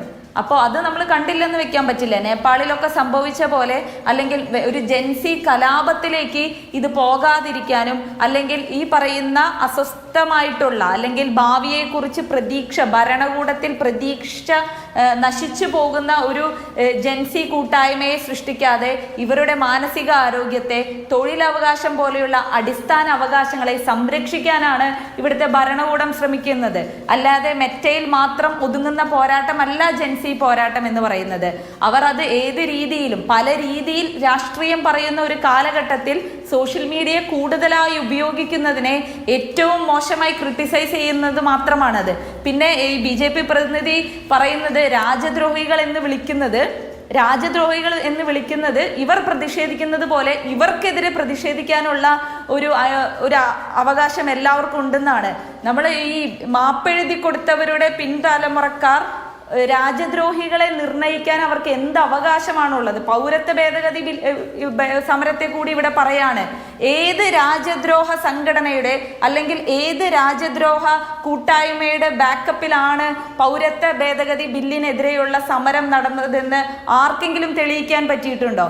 അപ്പോൾ സർക്കാരും ഈ പറയുന്ന രാജ്യവും സർക്കാരും രണ്ടാണെന്നുള്ള അടിസ്ഥാനമായിട്ടുള്ള ഒരു ബോധം ഈ പറയുന്ന BJP RSS അനുകൂല സംഘടനയ്ക്ക് ഇല്ലാത്തത് കൊണ്ടാണ്. അദ്ദേഹത്തിന് മനസ്സിലാകാൻ വേണ്ടി ഞാൻ പറയുന്നത്, ഒരു ഈ അമ്പലത്തിലെ പ്രധാന ശുശ്രൂഷ ചെയ്യുന്ന ഒരു വ്യക്തി ആ അമ്പലം കട്ടുമുടിക്കുകയാണെങ്കിൽ അതിനെതിരെ പ്രതിഷേധിക്കുന്ന, അതിനെതിരെ ചോദ്യം ചോദിക്കുന്ന വിശ്വാസികള് എങ്ങനെയാണ് ദൈവത്തിനെതിരെ തിരിയുന്നവരായിട്ട് ചിത്രീകരിക്കാൻ പറ്റുക? അപ്പോൾ രാജ്യവും സർക്കാരും രണ്ടാണ്. സർക്കാരിന്റെ അഴിമതിക്കെതിരെയാണ്, സർക്കാരിന്റെ അഴിമതിക്കും കെടുകാര്യസ്ഥതയ്ക്കുമെതിരെ അതിനിരയായ ലക്ഷക്കണക്കിന് വിദ്യാർത്ഥികളുടെ ജീവന് വേണ്ടിയിട്ട്, അവരുടെ ഭാവിക്ക് വേണ്ടി, അവരും അവരുടെ മാതാപിതാക്കളും അനുഭവിക്കുന്ന മാനസിക സമ്മർദ്ദത്തിന് വേണ്ടി ഈ പരീക്ഷാ ഫലങ്ങളുമായിട്ട്, ഈ പേപ്പർ ചോർച്ചയുമായി ബന്ധപ്പെട്ട് ജീവൻ നഷ്ടപ്പെട്ട, നമുക്കറിയാം ആകാംക്ഷ എന്ന പേരുള്ള കുട്ടിയുടെ ആത്മഹത്യക്കുറിപ്പ് കുറച്ച് ദിവസങ്ങൾക്ക് ശേഷമാണ് അവരുടെ മാതാപിതാക്കൾ കണ്ടെത്തിയത്. ഞാൻ ഡോക്ടറാകുമെന്ന് നിങ്ങൾ അച്ഛനും അമ്മയും വിശ്വസിച്ചിരുന്നു എന്ന് എനിക്കറിയാം. ഇനി ഒരു തവണ കൂടി നീറ്റ് എക്സാം എഴുതാനുള്ള ധൈര്യം എനിക്കില്ല എന്ന് പറഞ്ഞ് ഈ ലോകത്തോട് വിട പറഞ്ഞ ഒരു വിദ്യാർത്ഥിയുടെ ജീവന് വരെ വിലയുണ്ട് ഇവർ നടത്തിയ അഴിമതിക്ക്. ഞാൻ വീണ്ടും ആവർത്തിക്കുന്നു, പല സംസ്ഥാനങ്ങളിൽ, ആന്ധ്രയിൽ 2019-ലും 2023-ലും ഈ ക്രമക്കേട് നടത്തിയ ഗ്ലോബറീന എന്ന് പറയുന്ന അതേ കമ്പനിക്ക് 23 വിദ്യാർത്ഥികൾ ആത്മഹത്യ ചെയ്യാൻ കാരണമായ അതേ കമ്പനിക്ക് എന്തുകൊണ്ടാണ് ഈ പറയുന്ന ധർമ്മേന്ദ്ര പ്രസാദ് ഉൾപ്പെടെ മോദി ഗവൺമെന്റ്, ഈ കേന്ദ്ര വിദ്യാഭ്യാസ മന്ത്രിയുടെ കീഴിലുള്ളവർ CBSEയുടെ അത്രയും പ്രധാനപ്പെട്ട പൊതുപരീക്ഷ വിലയിരുത്തുന്നതിനുള്ള ഒരു കരാർ എന്തിന്റെ അടിസ്ഥാനത്തിലാണ്? ഒരു സ്വതന്ത്രമായിട്ടുള്ള ജുഡീഷ്യറിയുടെ അന്വേഷണം ഇതിന് ആവശ്യമല്ലേ? ഇവര് ഒറ്റപ്പെട്ട സംഭവമാണോ? ഉറപ്പായിട്ടും അഴിമതി നടത്തുന്ന, ക്രമക്കേട് ഉണ്ടാകുന്ന കമ്പനികൾക്ക് ഈ രാജ്യത്തിന്റെ ഭാവിയെ വിറ്റുതൊലയ്ക്കാൻ വേണ്ടി കേന്ദ്ര സർക്കാർ ഇറങ്ങിയിരിക്കുമ്പോൾ അതിനെതിരെ പ്രതികരിക്കുന്ന വിദ്യാർത്ഥികളെ, ജൻസി കൂട്ടായ്മകളെ രാജ്യദ്രോഹികൾ എന്ന് വിളിക്കുന്നതും അധിക്ഷേപിക്കുന്നതും ഒക്കെ സ്വാഭാവികമായിട്ടുള്ള പ്രതികരണമാണെന്ന് പറയാൻ ഇവർക്ക് എന്തിന്റെ അടിസ്ഥാനത്തിലാണ് സാധിക്കുന്നത്? അതുപോലെ തന്നെ ആം ആദ്മി പാർട്ടിയെ കുറിച്ച് നമുക്ക് മൊത്തത്തിലല്ല, അതിന്റെ ബാക്ക് ബോണായി നിന്ന പലരും RSS പിൻബലത്തിലാണ് നിന്നതെന്ന് അതിന് നേതൃത്വം കൊടുത്ത പല നേതാക്കളും പിന്നീട് പറഞ്ഞിട്ടുണ്ട്. നമ്മൾ തുടക്ക കാലഘട്ടങ്ങളിൽ ആം ആദ്മി പാർട്ടിയുടെ മുദ്രാവാക്യം എന്ന് പറയുന്നത് Kejriwal for CM and Modi for PM എന്ന ഒരു മുദ്രാവാക്യം അവരുടെ വെബ്സൈറ്റിന്റെ കവർ ഫോട്ടോ വരെയായിരുന്നു. അപ്പോൾ ആ കാലഘട്ടങ്ങളിൽ UPA ഗവൺമെന്റിനെ, കോൺഗ്രസ് നേതൃത്വം കൊടുക്കുന്ന സർക്കാരിനെ താഴെ ഇറക്കാൻ വേണ്ടി ഏറ്റവും കൂടുതൽ കാരണമായിട്ടുള്ള ഒരു തലസ്ഥാന നഗരിയിലെ മൂവ്മെന്റുകൾക്ക് നേതൃത്വം കൊടുത്തവരാണ് അവര്. അവരുടെ ത്വാത്വികമായിട്ടുള്ള അവലോകനം ചെയ്യുന്ന അവരുടെ നേതാവ് പിന്നീട് ഒരിക്കലും ഇത്രയും ജനാധിപത്യ വിരുദ്ധമായ, ഇത്രയും ഭരണഘടന വിരുദ്ധമായിട്ടുള്ള കാര്യങ്ങൾ നടത്തുന്ന നരേന്ദ്രമോദിക്കെതിരെ അന്നാഹസേര ശബ്ദിച്ചൊന്നും നമ്മൾ കണ്ടിട്ടില്ല. ഇവര് ആ സമയങ്ങളിൽ കോൺഗ്രസ് സർക്കാരിനെ താഴെ ഇറക്കിയതിനു ശേഷം മിഡിൽ ക്ലാസിന്റെ ജീവിതങ്ങളെ ബാധിക്കുന്ന പ്രശ്നങ്ങൾ മാത്രമാണ്. പൗരത്വ നിയമം പോലെയുള്ള ഈ രാജ്യത്തിന്റെ ഇന്റഗ്രിറ്റിയെ ചോദ്യം ചെയ്യുന്ന ഒരു കാര്യങ്ങളിലും ആം ആദ്മി പാർട്ടി പിന്നീട് അഭിപ്രായം പറഞ്ഞിട്ടില്ല. അവരുടെ വീട്ടിലേക്ക് ED റെയ്ഡുകൾ വന്നതിന് ശേഷം, അവരുടെ ദേഹത്ത് തൊടുന്ന പ്രശ്നം ഉണ്ടായതിനു ശേഷമാണ് മോദിക്കെതിരെ ശബ്ദിക്കാനായിട്ട് ആം ആദ്മി പാർട്ടിയുടെ നേതാക്കൾ വന്നിട്ടുള്ളത്. ഞാൻ മൊത്തത്തിൽ അടച്ചാക്ഷേപിക്കുന്നില്ല, ഒന്നുമില്ല, അടച്ചാക്ഷേപിച്ചില്ല. ഇത്ര നേരം പറഞ്ഞുകൊണ്ടിരുന്നൊക്കെ ആക്ഷേപത്തിൻ്റെ ഭംഗിയിലാണ് ഞാൻ കേട്ടുകൊണ്ടിരുന്നത്. ഒറ്റ കാര്യം ചോദിക്കുന്നുള്ളൂ, ഞാനത് വീഡിയോ തപ്പാനുള്ള സമയം കിട്ടുന്നതിന് മുമ്പ് എന്നെ ആ ചോദ്യത്തിലേക്ക് ആര് ക്ഷണിച്ചുകൊണ്ടാണ്. കഴിഞ്ഞ ഡൽഹി ഇലക്ഷനുമായി ബന്ധപ്പെട്ട് ആം ആദ്മി പാർട്ടി ഡൽഹിയിൽ തോറ്റ് BJP അധികാരത്തിൽ വന്നപ്പോൾ ഡൽഹിയിലെ കോൺഗ്രസ് ആസ്ഥാനത്ത് ലഡു വിതരണം നടത്തുകയും പായസം കൊടുക്കുകയും ചെയ്തവരാണ് കോൺഗ്രസ്സുകാർ. എനിക്ക് അത്ര ഇതിൽ പറയാനുള്ളൂ. Thank you.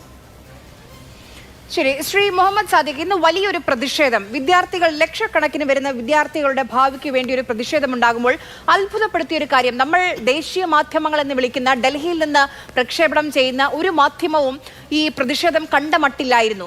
ഈ ദേശീയ മാധ്യമങ്ങൾ, ദിനപത്രങ്ങൾ എന്ന് പറയുന്നതിൽ ഇന്ത്യൻ എക്സ്പ്രസിൽ മാത്രമാണ് ഒരു ചെറിയ ഒരു കോളം വാർത്ത വന്നത്. മനഃപൂർവ്വം അവഗണിച്ചതായിരിക്കുമോ?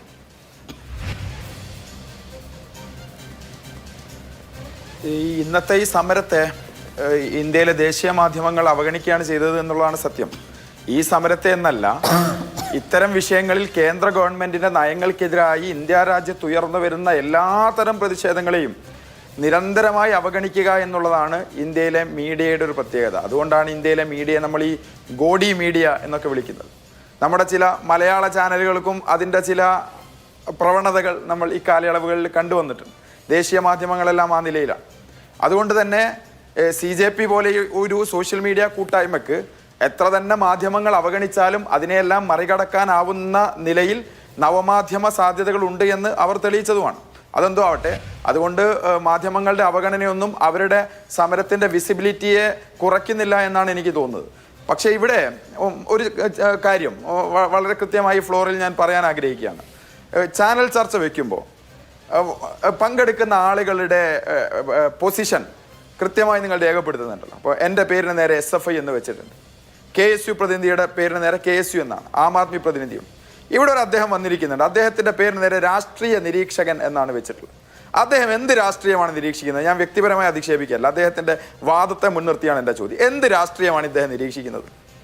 ഇദ്ദേഹത്തിൻ്റെ പേരിന് നേരെ രാഷ്ട്രീയ നിരീക്ഷകൻ എന്ന് മാറ്റി സംഘി എന്ന് എഴുതി വെക്കണം എന്ന അഭിപ്രായമാണ് എനിക്കുള്ളത്. അതൊരു അധിക്ഷേപമായി അദ്ദേഹം കാണുന്നുണ്ടെങ്കിൽ അതിനങ്ങനെ തന്നെ സ്വീകരിച്ചുകൊള്ളുക.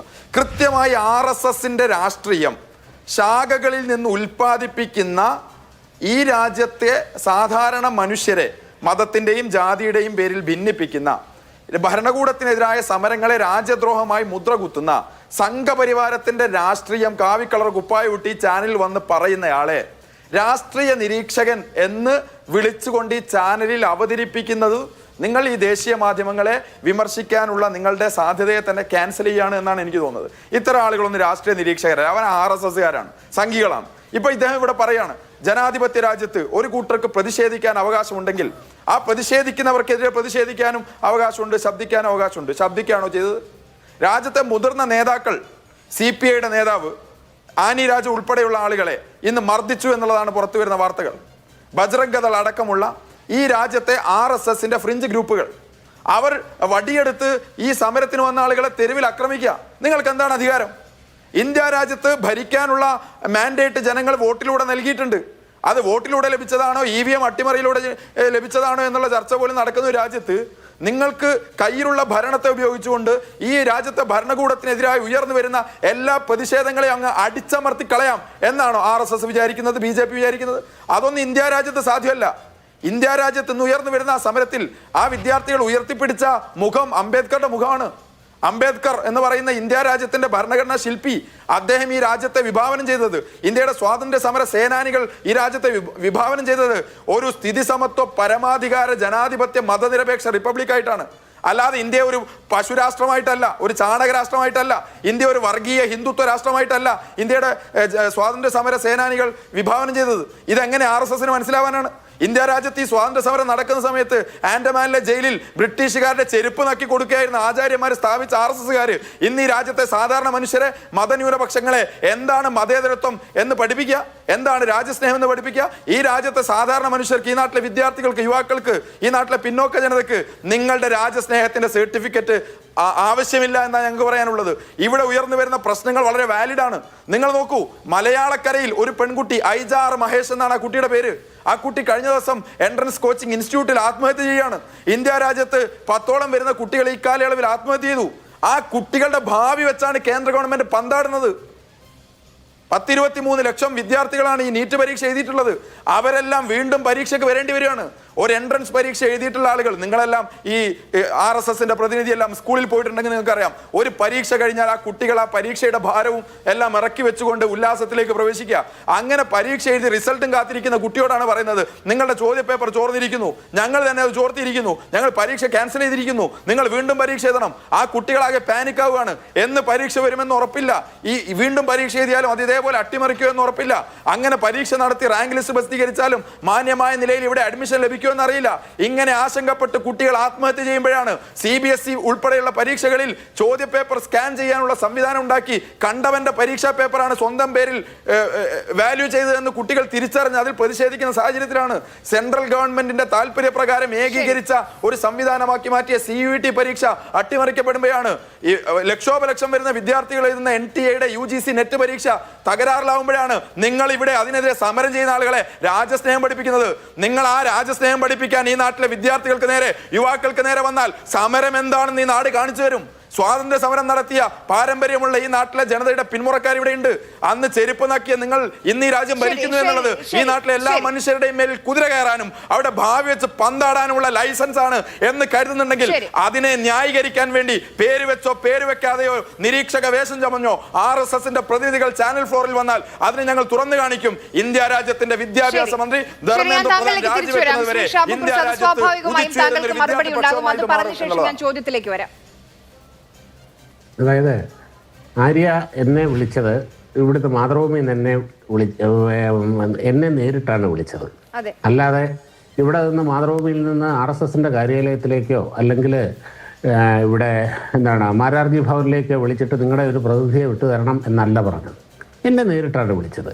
പിന്നെ അദ്ദേഹം പറഞ്ഞത്, ഞാൻ ചാനൽ രാഷ്ട്രീയ നിരീക്ഷകൻ എന്ന് പറഞ്ഞ് ഇവിടെ വന്നിരിക്കുന്ന ഒരാൾക്ക് അയാൾക്കെന്ത് രാഷ്ട്രീയമാണുള്ളത്? മിസ്റ്റർ സാദിഖ്, എനിക്ക് നല്ല വ്യക്തമായ രാഷ്ട്രീയമുണ്ട്. രാഷ്ട്രീയ നിരീക്ഷകൻ എന്ന് പറഞ്ഞു ഒന്നിന് തന്നെയാണ് ഞാൻ വരുന്നത്. കാരണം ഞാൻ ഒരു രാഷ്ട്രീയ പാർട്ടിയും റെപ്രസെൻ്റ് ചെയ്തല്ല വരുന്നത്. പക്ഷേ എനിക്ക് എൻ്റേതായ വളരെ കൃത്യമായ രാഷ്ട്രീയമുണ്ട്. ആ രാഷ്ട്രീയം ഞാൻ പറയുകയും ചെയ്യും. എന്താണ് ഈ രാഷ്ട്രീയക്കാരുടെ ഈ രാഷ്ട്രീയ പാർട്ടികളുടെ ലേബലിൽ വരുന്നവർക്ക് മാത്രമേ ഇവിടെ രാഷ്ട്രീയം പറയാൻ പാടുള്ളൂ എന്നൊക്കെ തിട്ടൂരമിറക്കിയാൽ പോയി പണി നോക്ക് എന്ന് തന്നെ പറയുള്ളൂ. എനിക്ക് രാഷ്ട്രീയമുണ്ട്. പിന്നെ എന്തുകൊണ്ടാണ് എന്നെ ഇവരെ BJP എന്നോ RSS എന്നോ ഒക്കെ വിശേഷിപ്പിക്കാന്ന് പറഞ്ഞാൽ RSSോ BJPയോ എന്നെ ഈ പണി ഏൽപ്പിച്ചിട്ടില്ല. ഞാൻ എൻ്റേതായ രീതിയിലാണ്, ഒരു സ്വതന്ത്ര വ്യക്തി എന്നുള്ള രീതിയിലാണ് വരുന്നത്. ഒരു സ്വതന്ത്ര വ്യക്തിക്ക് ഈ നാട്ടിൽ ഇഷ്ടമുള്ള രാഷ്ട്രീയവും ഇഷ്ടമുള്ള ആദർശവും പറയാനുള്ള അവകാശമുണ്ട്. ആ അവകാശത്തിനെ ചോദ്യം ചെയ്യാൻ നിങ്ങൾ ആരാണ് എന്ന് ചോദ്യം കഴിഞ്ഞാൽ പോയി പണി നോക്ക് എന്ന് തന്നെ പറയും. അത് തന്നെ മിസ്റ്റർ മുഹമ്മദ് സാദിഖിനോടും ഞാൻ പറയുന്നു. പോയി പണി നോക്കണം മിസ്റ്റർ. എനിക്കിഷ്ടമുള്ളത്, എനിക്ക് സൗകര്യമുള്ള രാഷ്ട്രീയം ഞാൻ സൗകര്യമുള്ള പ്ലാറ്റ്ഫോമിൽ പറയണ്ട. അത്രയേ ഉള്ളൂ. ഇവിടെയും പറയും, ഇവിടെയും നിങ്ങളുടെ മുഖത്ത് നോക്കി പറയുന്നു, പോയി പണി നോക്കണം മിസ്റ്റർ. എനിക്ക് സൗകര്യമുള്ളത് ഞാൻ പറയും. അത്ര പറഞ്ഞാൽ കേട്ടിരിക്കാൻ ഞങ്ങൾക്ക് സൗകര്യപ്പെടില്ല. കേൾക്കണ്ട, ഇയാള് സൗകര്യപ്പെടുവോ? സൗകര്യം പക്ഷെ എനിക്ക് പറയാനുള്ളത് ഞാൻ കേൾക്കുന്നുണ്ട്. ഇതിൽ എനിക്ക് രണ്ട് കാര്യങ്ങൾ, നിങ്ങൾ എല്ലാവരെയും വിളിച്ച ഒരു അവതാരക എന്ന നിലയിൽ എനിക്ക് പറയാനുള്ള കാര്യം, ഞാൻ ഈ പറഞ്ഞതുപോലെ BJPയുടെ സംസ്ഥാന കമ്മിറ്റി ഓഫീസിലേക്ക് വിളിച്ചിട്ടല്ല ഷാബു പ്രസാദിനെ എനിക്ക് ലഭിച്ചത്. അത് പ്രധാനപ്പെട്ട കാര്യം തന്നെയാണ്. കാരണം ഇന്ന് ഈ CJP വിഷയവുമായി ബന്ധപ്പെട്ട് BJP അവരുടെ ഔദ്യോഗിക പ്രതിനിധികളെ ചാനലുകളിലേക്ക് അയക്കുന്നില്ല എന്നുള്ളത് അവരുടെ നിലപാടാണ്. അതുകൊണ്ടാണ് ഞാൻ ശ്രീ ഷാബു പ്രസാദിനെ ഫോണിൽ വിളിച്ച് ഈ ചർച്ചയുടെ ഭാഗമാകണമെന്ന് പറഞ്ഞത്. ഒന്ന്. രണ്ട്, ഇതുപോലെയുള്ള ചർച്ചകളിൽ ചിലപ്പോൾ ഇപ്പോൾ ഇന്നലെ ഇതേ വേദിയിൽ ഇതേ ഫ്ലോറിൽ ഇരുന്ന് ഞാൻ ചർച്ച ചെയ്തത് CMRL വിഷയമാണ്. അന്ന് AKG സെന്ററിൽ നിന്ന് എനിക്ക് ലഭിച്ച മറുപടി അതിലേക്ക് ഇടതുപക്ഷ പ്രതിനിധികളെ തരില്ല എന്നുള്ളതാണ്. അപ്പോൾ സ്വാഭാവികമായും ഇടതുപക്ഷ നിരീക്ഷകൻ അല്ലെങ്കിൽ ഇടതുപക്ഷ സഹയാത്രികരെ വിളിക്കുക എന്നുള്ളതാണ് ചാനലുകൾക്ക് ചെയ്യാൻ കഴിയുന്ന കാര്യം. ഇതാണ് ഇതിൽ ഈ വിഷയത്തിൽ എനിക്ക് പറയാനുള്ളത്. അതോടുകൂടി ഇതൊരു ജനാധിപത്യ ചർച്ചയാണ്. നമുക്ക് പറഞ്ഞും കേട്ടും പോകാം. മോശം പദങ്ങളൊന്നും ഉപയോഗിക്കേണ്ട എന്ന് തോന്നുന്നു ഒരു ചാനൽ ചർച്ചയിൽ. ശ്രീ ഷാബു പ്രസാദ്, ഇവിടെ ഇപ്പം ഇത്രയും ഞാൻ പറഞ്ഞതുപോലെ ലക്ഷക്കണക്കിന് വിദ്യാർത്ഥികളുടെ ഭാവിയെ പാദിക്കുന്ന ഒരു വിഷയത്തിൽ CJP വരുന്നു. വലിയ പ്രതീക്ഷ CJPയിൽ ആളുകൾ വെച്ച് പുലർത്തുന്നുണ്ട്. അതെന്തുകൊണ്ടാണ്? ഇപ്പോൾ പ്രതിപക്ഷ പാർട്ടികൾ നിരവധിയുണ്ട്, പ്രാദേശിക പ്രതിപക്ഷ പാർട്ടികൾ നിരവധിയുണ്ട്. അവരൊന്നും ഈ വിഷയം ഉയർത്താത്തത് കൊണ്ടാണോ CJPയിലേക്ക് നോക്കി നിൽക്കുന്നത് ആളുകൾ? ഞാൻ അടുത്തതായിട്ട് അതിലേക്ക് തന്നെയാണ് വരുന്നത്. ഇവിടെ ഈ വിദ്യാർത്ഥി സംഘടനകളുടെ ഈ യുവസംഘടനകളുടെയൊക്കെ വേഷം കെട്ടി ഇവിടെ വന്ന് ഈ ചാനൽ ഫ്ലോറിൽ ഇരുന്ന് ഗോഗോ പറയുന്ന ഒരൊറ്റ ഒരെണ്ണത്തിന് ഒരു മനുഷ്യർക്ക് ഇഷ്ടമല്ലാത്തത് കൊണ്ടോ അവരെ നോക്കിയിരുന്നിട്ട് കാര്യമില്ല എന്നുള്ളത് കൊണ്ടോ ആണ് ഇവർക്ക് തന്നെ അറിയാം ഞങ്ങളെ ആരും മൈൻഡ് ചെയ്യുന്നില്ല, ഞങ്ങൾ ഒച്ച വെച്ച് കഴിഞ്ഞ് കഴിഞ്ഞാൽ ആരുമായിട്ട് കേൾക്കാനുമില്ല. അതുകൊണ്ടാണ് ഇവർക്ക് നിവർത്തിയില്ലാതെ ഇപ്പോൾ ഈ പാറ്റകളുടെ ചിറകിനടിയിൽ ഒളിക്കേണ്ടി വരുന്നത്. ഒരു കാര്യം ഞാൻ പറയട്ടെ, ശരി, വാദത്തിന് വേണ്ടി എല്ലാം നമുക്ക് നോക്കാം. ഇവർ പറയുന്നത് പ്രകാരം, ഇവരുടെ വാദപ്രകാരം എന്താണ് ആര്യ? ഈ രാജ്യത്തെ വിദ്യാഭ്യാസ മേഖല തകർന്നു, സാമ്പത്തിക മേഖല തകർന്നു, സാമൂഹ്യ മേഖല തകർന്നു, അതിഭീകരമായ വർഗീയത ലോകം മുഴുവനും നാണം കെട്ട് നിൽക്കുന്നു. ഇങ്ങനെയൊക്കെ ഉള്ള ഒരവസ്ഥയാണ് ഇവരെ സംബന്ധിച്ചിടത്തോളം ഈ രാജ്യത്തുള്ളത്. ഇങ്ങനെയുള്ള ഒരവസ്ഥയിൽ ഒരു പ്രക്ഷോഭം നയിക്കാനോ തെരുവിലിറങ്ങാനോ പ്രക്ഷോഭം നയിക്കാനോ ഈ സർക്കാരിനെ താഴെ ഇറക്കാനോ ആ രീതിയിലുള്ള എന്തെങ്കിലും ഒരു കാര്യം ചെയ്യാൻ ഇവരെ കൊണ്ട് കൊള്ളില്ല. ഇവരെ കൊണ്ട് ഈ പണി നടക്കില്ല. ഇതേപോലെ ചാനൽ ഫ്ലോറിൽ വന്നിരുന്ന് ഗോഗുവ വിളിക്കാനും വൃത്തികേട് പറയാനും അല്ലാതെ ഈ സാധനങ്ങളെ കൊണ്ടൊന്നും ഒന്നിനും കൊള്ളില്ല. അതുകൊണ്ടാണ് ഇപ്പോൾ ഈ പറഞ്ഞ പോലെ ഇവർ തന്നെ ആക്ഷേപിക്കുന്ന രീതിയിലുള്ള അരാഷ്ട്രീയ വാദങ്ങൾ ഉയർത്തുന്ന ഇതുപോലുള്ള കൂട്ടായ്മകൾക്ക് ജനശ്രദ്ധ കിട്ടുന്നത്, അവർക്ക് റീച്ച് കിട്ടുന്നത്. ഇപ്പൊ SFIയുടെയോ ഇപ്പൊ ഇവർ പറഞ്ഞില്ലേ, SFI ഇങ്ങനെ അഖിലേന്ത്യാ തലത്തിൽ പടർന്ന് പന്തലിച്ച് അവരൊന്ന് ഊതിക്കഴിഞ്ഞാൽ നരേന്ദ്രമോദി അവരുടെ മൂക്കിൽ കൂടെ കയറിപ്പോകുന്നാണല്ലോ ഇവർ അവകാശപ്പെടുന്നത്. എന്ത് പറ്റി? നിങ്ങളുടെ മൂക്കിന് വലിപ്പം കുറഞ്ഞു പോയോ? വലിക്കപ്പ അങ്ങോട്ട് കയറട്ടെ. ഒരു കാര്യം ആലോചിക്കണ ആര്യ, ഇവർ ഈ കിടന്ന് ഈ ബഹളം മുഴുവൻ പറയുന്നു. 3-4 ദിവസം കഴിഞ്ഞു കഴിഞ്ഞാൽ, 4-5 ദിവസം കഴിഞ്ഞു കഴിഞ്ഞാൽ രാജ്യത്ത് ഏറ്റവും കൂടുതൽ കാലം കണ്ടിന്യൂസ് ആയിട്ട് ഭരിച്ച എലക്റ്റഡ് പ്രൈം മിനിസ്റ്ററായി നരേന്ദ്രമോദി മാറാൻ പോവുകയാണ്. ജവഹർലാൽ നെഹ്റുവിനായിരുന്നു 52 മുതൽ 64 വരെ ജവഹർലാൽ നെഹ്റു എലക്റ്റഡ് പ്രൈം മിനിസ്റ്ററായിട്ട് ഭരിച്ചത്. ആ റെക്കോർഡ് നരേന്ദ്രമോദി ഭേദിക്കാൻ പോവുകയാണ്. 5-6 ദിവസം കഴിഞ്ഞാൽ മതി. 12 കൊല്ലമായി ഇവിടെ നരേന്ദ്രമോദി ഭരിക്കുന്നു. ഇവർക്കൊരു രോമത്തെ തൊടാൻ കഴിഞ്ഞിട്ടുണ്ടോ? കൂടി എന്നാ പറയും ഇവിടെ എന്താണ് വാരണസിയിൽ ഭൂരിപക്ഷം കുറച്ചു, BJPയുടെ ഒറ്റയ്ക്കുള്ള ഭൂരിപക്ഷം നഷ്ടപ്പെട്ടു. പക്ഷേ നരേന്ദ്രമോദി BJP ഇന്ത്യ ഭരിച്ചുകൊണ്ടിരിക്കുകയാണ് 12 വർഷമായി എന്നുള്ളതൊരു യാഥാർത്ഥ്യമാണ്. ഇവരെ കൊണ്ടൊരു ചുക്കും ചെയ്യാൻ കഴിഞ്ഞിട്ടില്ല, ഒരു രോമത്തെ തൊടാൻ കഴിഞ്ഞിട്ടില്ല, ഒട്ട് കഴിയുകയുമില്ല എന്ന് ഇവർക്ക് നന്നായിട്ടറിയാം. അതുകൊണ്ടാണ് ഇവർക്ക് ഇപ്പോൾ ഈ പാർട്ടികളുടെ പുറകെ പോകേണ്ട ഗതികെട്ട അവസ്ഥ വന്നിരിക്കുന്നത്. ഗതികേട് മാത്രമാണിത്, അല്ലാതെ വേറൊന്നുമല്ല. ഞാൻ താങ്കളെ തിരിച്ചുവരും. ശ്രീ വിനോദ് മാത്യു വിൽസൺ, ഇപ്പം ഈ പാർട്ടികളെ പേടിക്കണോ എന്ന് ചോദിക്കുമ്പോൾ ഇന്ന് ഒരു മറുവാദമായി കേൾക്കുന്നത്, നമ്മൾ പ്രതീക്ഷിച്ചൊരു ടേൺ ഔട്ട് ജന്തർ മന്ദറിൽ ഉണ്ടായില്ല. നോക്കൂ, 100 കണക്കിന് ആളുകൾ അല്ലെങ്കിൽ അതിൽ 1000 ആളുകൾ അത്രയേ ഉണ്ടായുള്ളൂ എന്ന് പറയുന്നുണ്ട്. പക്ഷെ അത്രയെങ്കിലും അങ്ങനെയാണോ കാണേണ്ടത്, അതോ അത്രയെങ്കിലും ഉണ്ടായല്ലോ, എങ്ങനെയാണ് ഇതിനെ കാണേണ്ടത്? അല്ല, ഇതിനെ ജന്തർ മന്ദറിന്റെ ചരിത്രം നമുക്കറിയാമല്ലോ. ജന്തർ മന്ദറിൽ ഒരു പ്രതിഷേധം, എത്രയോ പ്രതിഷേധങ്ങളുണ്ടായി. ആ പ്രതിഷേധങ്ങൾ മുഴുവൻ നിയമമായി ഇന്ത്യയിൽ വന്നിട്ടുണ്ടോ? ഇല്ല. പക്ഷെ ജന്തർ മന്ദറിലെ പ്രതിഷേധങ്ങൾ രാഷ്ട്രീയ അജണ്ടയായി ദേശീയ തലത്തിൽ ഉണ്ടായിട്ടുണ്ട്. അതാണ് അതിൻ്റെ പ്രത്യേകത. അവിടെ 100 പേര് വന്നു, 200 പേര് വന്നു, 300 പേര് വന്നു, 1000 പേര് വന്നു. ചുമ്മാ ചീപ്പ് വർത്തമാനമാണ് ഈ BJPക്കാർ പറയുന്നത്. ചുമ്മാ ചീപ്പ് വർത്തമാനം, അതായത് ചുമ്മാ അവഹേളിക്കാൻ വേണ്ടി പറയുന്നതാണ്. അതിനെ കാര്യഗൗരവമായിട്ട് എടുക്കേണ്ടത് ആ വിഷയം ദേശീയ അജണ്ടയായി മാറിയിട്ടുണ്ടോ എന്നുള്ളതാണ്.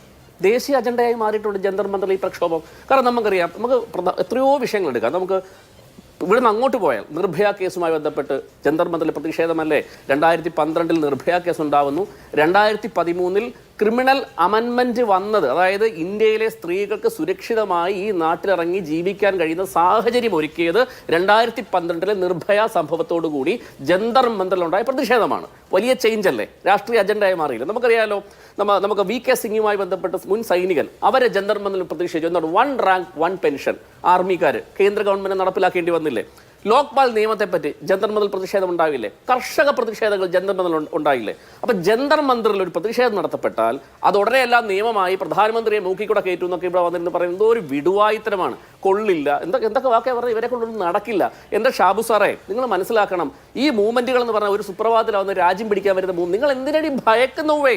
നിങ്ങൾ വെറുതെ വിട്. ഇപ്പൊ ഞാനൊരു രാഷ്ട്രീയ ചരിത്രം പറഞ്ഞുതരാം. 980 പോളണ്ട് എന്ന് പറഞ്ഞ രാജ്യത്തെ പറ്റി അറിയാമല്ലോ. അല്ല, ഇടയ്ക്ക് കയറല്ലേ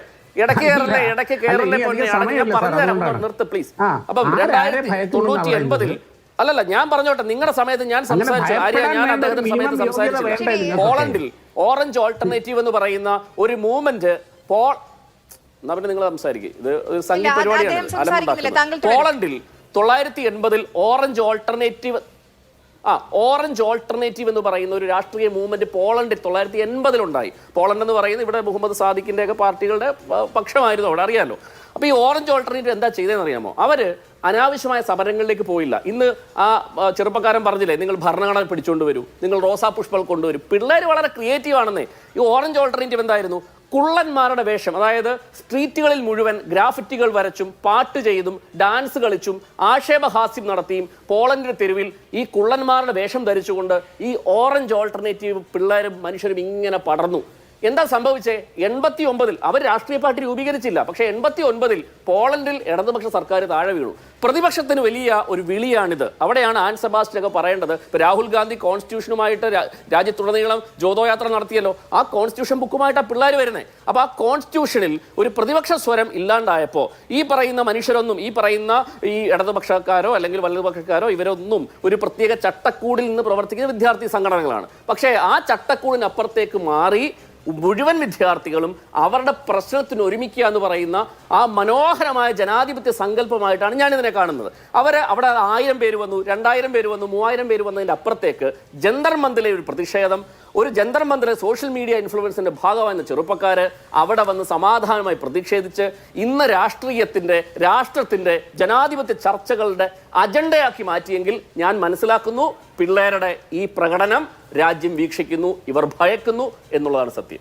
ശരി, ചർച്ചയിലേക്ക് തിരികെ വരാം. ഒരു ചെറിയ ഇടവേളയെടുത്ത്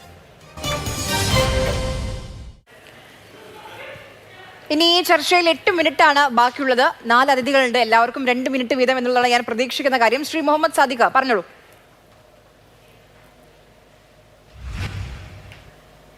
ഞാൻ നേരത്തെ പറഞ്ഞ വാദങ്ങളോട് പ്രതികരിച്ചുകൊണ്ട് ഇവിടെ RSSന്റെ പ്രതിനിധി കാര്യങ്ങളൊക്കെ വിശദീകരിച്ചു. അദ്ദേഹത്തെ ആര് വിട്ടു, ആര് വിട്ടില്ല, അദ്ദേഹം ശാഖയിൽ നിന്നാണോ വരുന്നത് അല്ലെങ്കിൽ അദ്ദേഹം ഗോശാലയിൽ നിന്നാണോ വരുന്നത് എന്നുള്ളതൊന്നല്ല ഞാൻ പറയുന്ന പ്രശ്നം. അദ്ദേഹം ഉന്നയിച്ച വാദങ്ങൾ ആരുടെ വാദമാണ്? RSSന്റെ വാദമാണ്. ഇന്ത്യ ഭരിച്ചുകൊണ്ടിരിക്കുന്ന കേന്ദ്ര ഭരണകൂടത്തിൻ്റെ ന്യായീകരണ ക്യാപ്സ്യൂളുകളാണ് അദ്ദേഹം ഇവിടെ കൊണ്ടുവന്ന് തള്ളിയിട്ടുള്ളത്. അത് പറയാൻ എന്തിന് അദ്ദേഹത്തിൻ്റെ ഒരു പ്രചരണ വേഷം എന്നേ ഞാൻ ചോദിച്ചുള്ളൂ.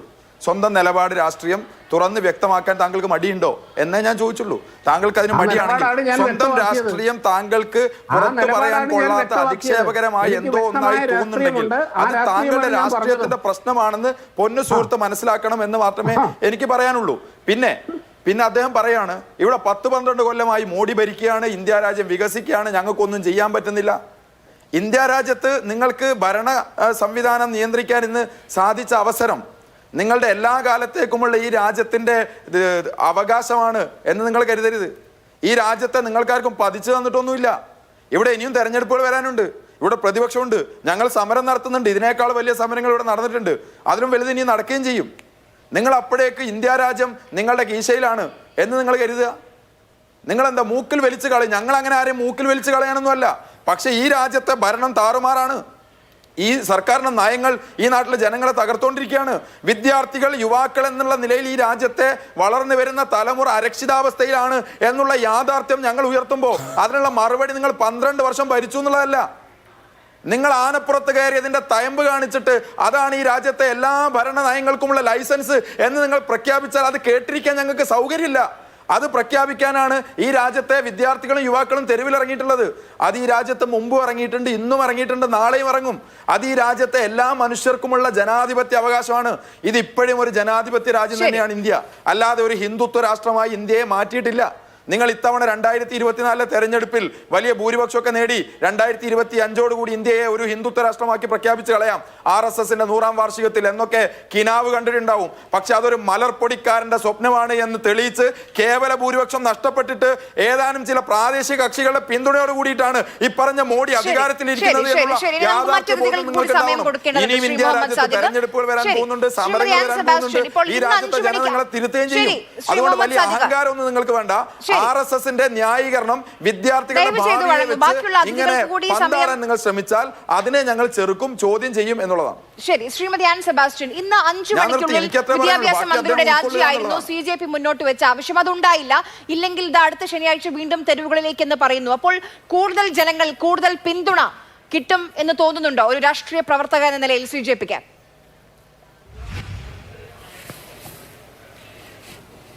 CJPക്ക് പിന്തുണ എന്നതിനപ്പുറം CJP ഉയർത്തുന്ന വിഷയങ്ങൾക്ക് വേണ്ടിയിട്ട് ഒരു പരീക്ഷ കൃത്യമായി നടത്താനും അതിൻ്റെ റിസൾട്ട് കൃത്യമായി അനൗൺസ് ചെയ്യാൻ പോലും പറ്റാത്ത രീതിയിലേക്ക് ഇന്ത്യ രാജ്യത്തെ എത്തിച്ചതിന് ശേഷം ആ കഴിവുകേട് നിരന്തരമായി തെളിയിച്ചുകൊണ്ടിരിക്കുന്ന ധർമ്മേന്ദ്ര പ്രസാദിനെ കുടപിടിച്ചു കൊടുത്തുകൊണ്ട് അദ്ദേഹത്തെ നയിക്കുന്ന ഒരു പ്രധാനമന്ത്രി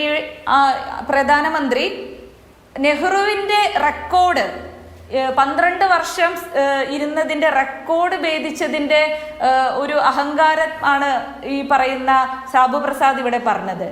നമ്മളിവിടെ മനസ്സിലാക്കേണ്ട കാര്യം, ആ നരേന്ദ്രമോദിയോട് നെഹ്റു ഇരുന്നതിനേക്കാൾ കൂടുതൽ പ്രധാനമന്ത്രിയായി ഈ രാജ്യത്തിരുന്നു എന്ന റെക്കോർഡ് ദിവസങ്ങൾക്കുള്ളിൽ നേടാൻ പോകുന്ന നരേന്ദ്രമോദി എന്ന പ്രധാനമന്ത്രിയോട് പറയാനുള്ളത് ഈ കുട്ടികളുടെ ആശങ്കകളോട്, ഇവരോട് ഒരു വരി ഈ രാജ്യത്തോട്, ഈ രാജ്യത്തിന്റെ പുതിയ തലമുറയോട് ഒന്ന് പ്രതികരിക്കാനാണ് ഞങ്ങൾ ആവശ്യപ്പെടുന്നത്. ധർമ്മേന്ദ്ര പ്രസാദ് പോലെയുള്ള കഴിവുകേട് നിരന്തരമായി തെളിയിക്കുകയും ഇത്രമാത്രം വിദ്യാർത്ഥികളുടെയും മാതാപിതാക്കളുടെയും മാനസിക ആരോഗ്യത്തെ തന്നെ തകർത്തുകൊണ്ട് ഭാവിയോടുള്ള പ്രതീക്ഷയെ തന്നെ ഇല്ലാതാക്കിക്കൊണ്ട് മുന്നോട്ട് പോകുന്ന ഭരണകൂടത്തിന്റെ വീഴ്ചയെ പറ്റി ഒരു വരി പ്രതികരിക്കാനാണ് ഈ രാജ്യത്തെ കോടിക്കണക്കിന് മനുഷ്യർ ആവശ്യപ്പെടുന്നത്. അത് ചെയ്യാതെയാണ് ജവഹർലാൽ നെഹ്റുവിന്റെ റെക്കോർഡിനെ കുറിച്ച് ഇവർ പറയുന്നത്. ജവഹർലാൽ നെഹ്റു ഈ രാജ്യം രൂപീകരിച്ചതിന് ശേഷം വിദേശത്ത് നിന്നുള്ള യൂറോപ്പ് പോലെയുള്ള മറ്റ് സ്ഥലത്തെ പ്രഗത്ഭരായിട്ടുള്ള വിദ്യാഭ്യാസ വിദഗ്ധരെ കൊണ്ടുവന്ന് ഇവിടെ വിദ്യാഭ്യാസ നയങ്ങൾ തീരുമാനിക്കുന്നതിന് വേണ്ടിയിട്ടുള്ള മീറ്റിങ്ങുകളും ബോർഡുകളും ഉണ്ടാക്കുമ്പോൾ നരേന്ദ്രമോദി എന്ന ജവഹർലാൽ നെഹ്റു എന്ന പ്രധാനമന്ത്രി ആവശ്യപ്പെട്ടത് ഇവിടുത്തെ വിദ്യാർത്ഥി നേതാക്കളോട് ചർച്ച ചെയ്യാനാണ്. വിദ്യാർത്ഥികൾക്ക് അത്രമാത്രം വിദ്യാർത്ഥികളെ കേൾക്കണം. ഇതിപ്പം ഞാൻ പറഞ്ഞതുപോലെ ഒരു പരീക്ഷ പോലും നേരാവണ്ണം നടത്താൻ കഴിയില്ലേ എന്നുള്ളതാണ് ഏറ്റവും പ്രധാനപ്പെട്ട ചോദ്യം. ശ്രീ വിനോദ് മാത്യു വിൽസൺ, ആ ക്രക്സ് അതാണ്. പരീക്ഷകൾ നമ്മുടെ രാജ്യത്തെ എല്ലാ പരീക്ഷാ സംവിധാനങ്ങളും ചോദ്യചിഹ്നമായിരിക്കുകയാണ്. അതിനെക്കുറിച്ച് ചോദിക്കുമ്പോൾ നിങ്ങൾക്ക് നീറ്റിന്റെ ഫുൾ ഫോം അറിയുമോ എന്നാണ് ഇന്ന് അവിടെ വന്ന ബജ്രംഗൾ പ്രവർത്തകർക്ക് ചില പ്രതിഷേധിക്കാൻ വന്ന സാധാരണക്കാരായ, അതായത് CJP-യുടെ ആളുകളല്ല, സാധാരണക്കാരായ ആളുകൾ കൂടി അവിടേക്ക് വന്നു, ആ പ്രതിഷേധ വേദിയിലേക്ക് വന്നപ്പോൾ നിങ്ങൾക്ക് നീറ്റിന്റെ ഫുൾ ഫോം അറിയുമോ, നിങ്ങൾ എന്തിനാണ് ഇവിടേക്ക് വന്നത്, നിങ്ങൾ ഉമർ ഖാലിദിന് അനുകൂലിക്കുന്നവരല്ലേ എന്നൊക്കെയാണ് ചോദിക്കുന്നത്. ക്രക്സിൽ നിന്ന് ഒഴിഞ്ഞു മാറാനുള്ള ശ്രമമാണോ അതൊക്കെ?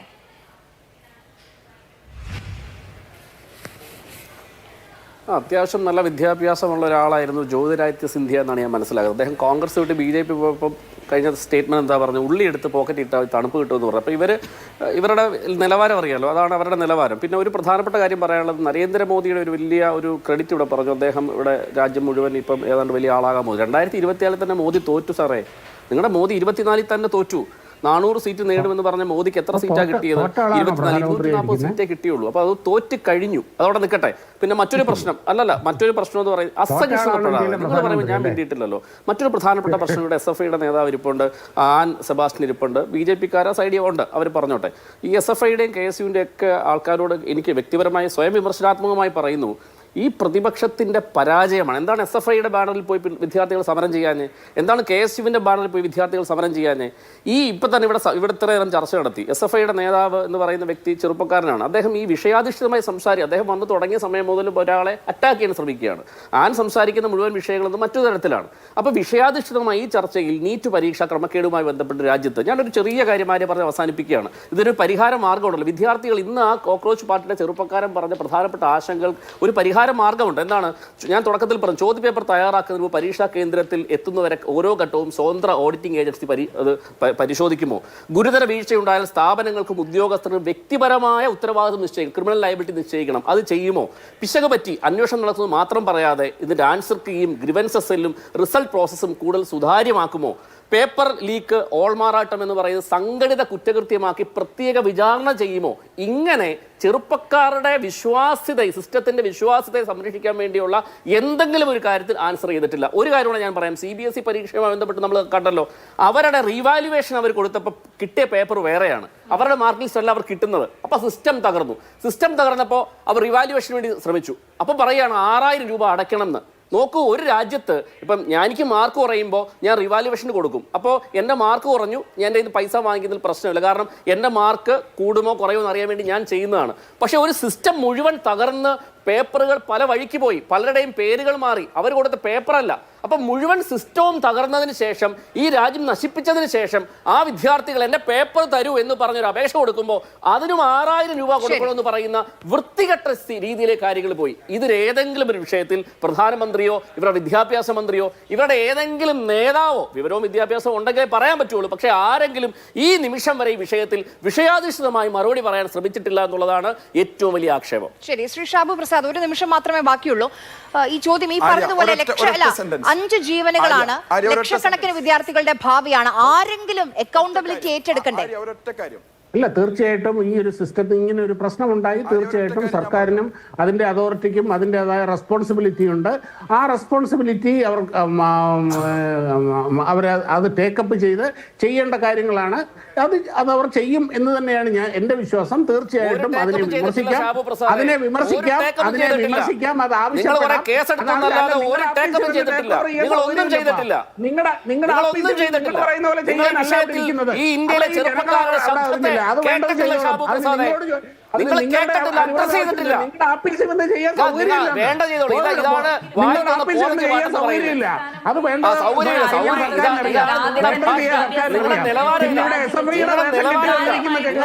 ആദ്യം ഈ ഇന്ത്യയിൽ എവിടെയെങ്കിലും പൊടി പോലും ഉണ്ടോ നോക്ക്.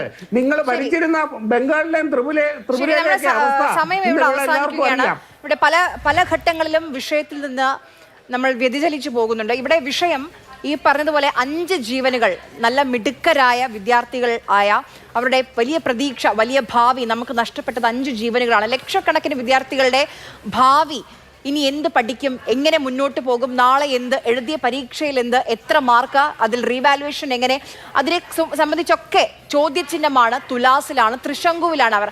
അപ്പോൾ CJP ഒരു സോഷ്യൽ വിപ്ലവമാണോ? അടുത്ത ശനിയാഴ്ച വീണ്ടും തെരുവുകളിലേക്ക് ഇറങ്ങുമെന്ന് പറയുന്നുണ്ട്.